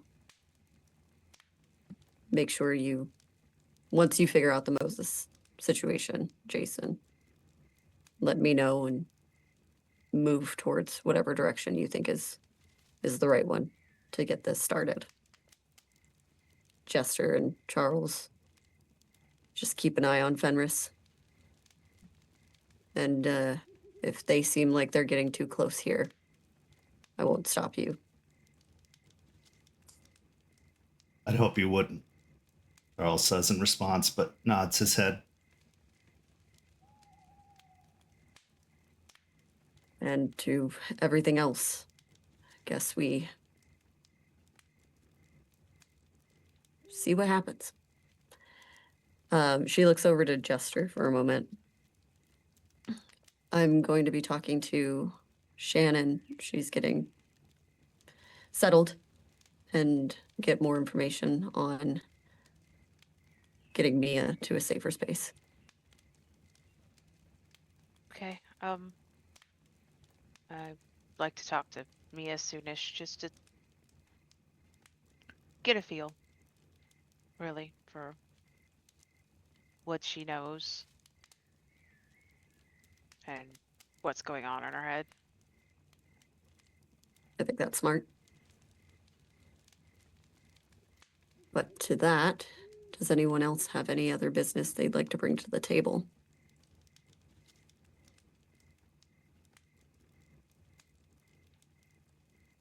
Think I covered all my stuff. Oh, my new pizza parlor opened. So Do I get there's that free too. pizza there? You do. You get free Yes. pizza. Oh boy. She'll look over to Artie. Date night. It's free. Can't be free. With that, the meeting comes to a close, and so too does tonight's story. But not without a few final scenes. Our first scene takes us to a trailer park on the outskirts of the city. Here we find Kyle and Victoria standing in front of Plato, formerly known as Brandon, heads bowed to the elder guru in front of them. Kyle says he didn't change. Instead, he died. Plato shakes his head slowly and says, well, I guess it just wasn't his time. And then as we pan out, we see 20 other individuals standing nearby, all watching with predatory gazes, a feral look in their eyes. We cut then to a mansion up in Vermont. Except there's something different about this mansion. Because previously it seemed run down, worse for wear, untended to. But in this instance, it is pristine. And individuals move their way across the grounds, tending to the duties responsible of the Sept. And that's when we hear a heavy smack. And we see a child, maybe 10 years old, silvery blonde hair, go dropping to the ground, blood spattering across the ground. And we hear a voice. What is your oath, child? To Gaia? To Falcon? to the nation. Again. To Gaia, to the falcon, to the nation. Good. Get up. Training continues. And young Charles reaches for a rattan stick at his side and stands up, facing a younger looking Iron Oath. His hair is still also very silver, but his face doesn't bear as many wrinkles or cares. The words to Gaia, to the falcon, to the nation echo as the image blurs and we see a campfire with the much older, much more present time Iron Oath sitting beside it, stabbing a stick into the fire. And he says, I will ensure you upkeep your oath, Charles Albrecht. And then in our final scene, it is the cairn, late at night. The fire has died down.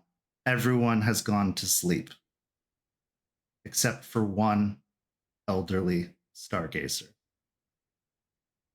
who with the spirit of a bird perched upon her arm says,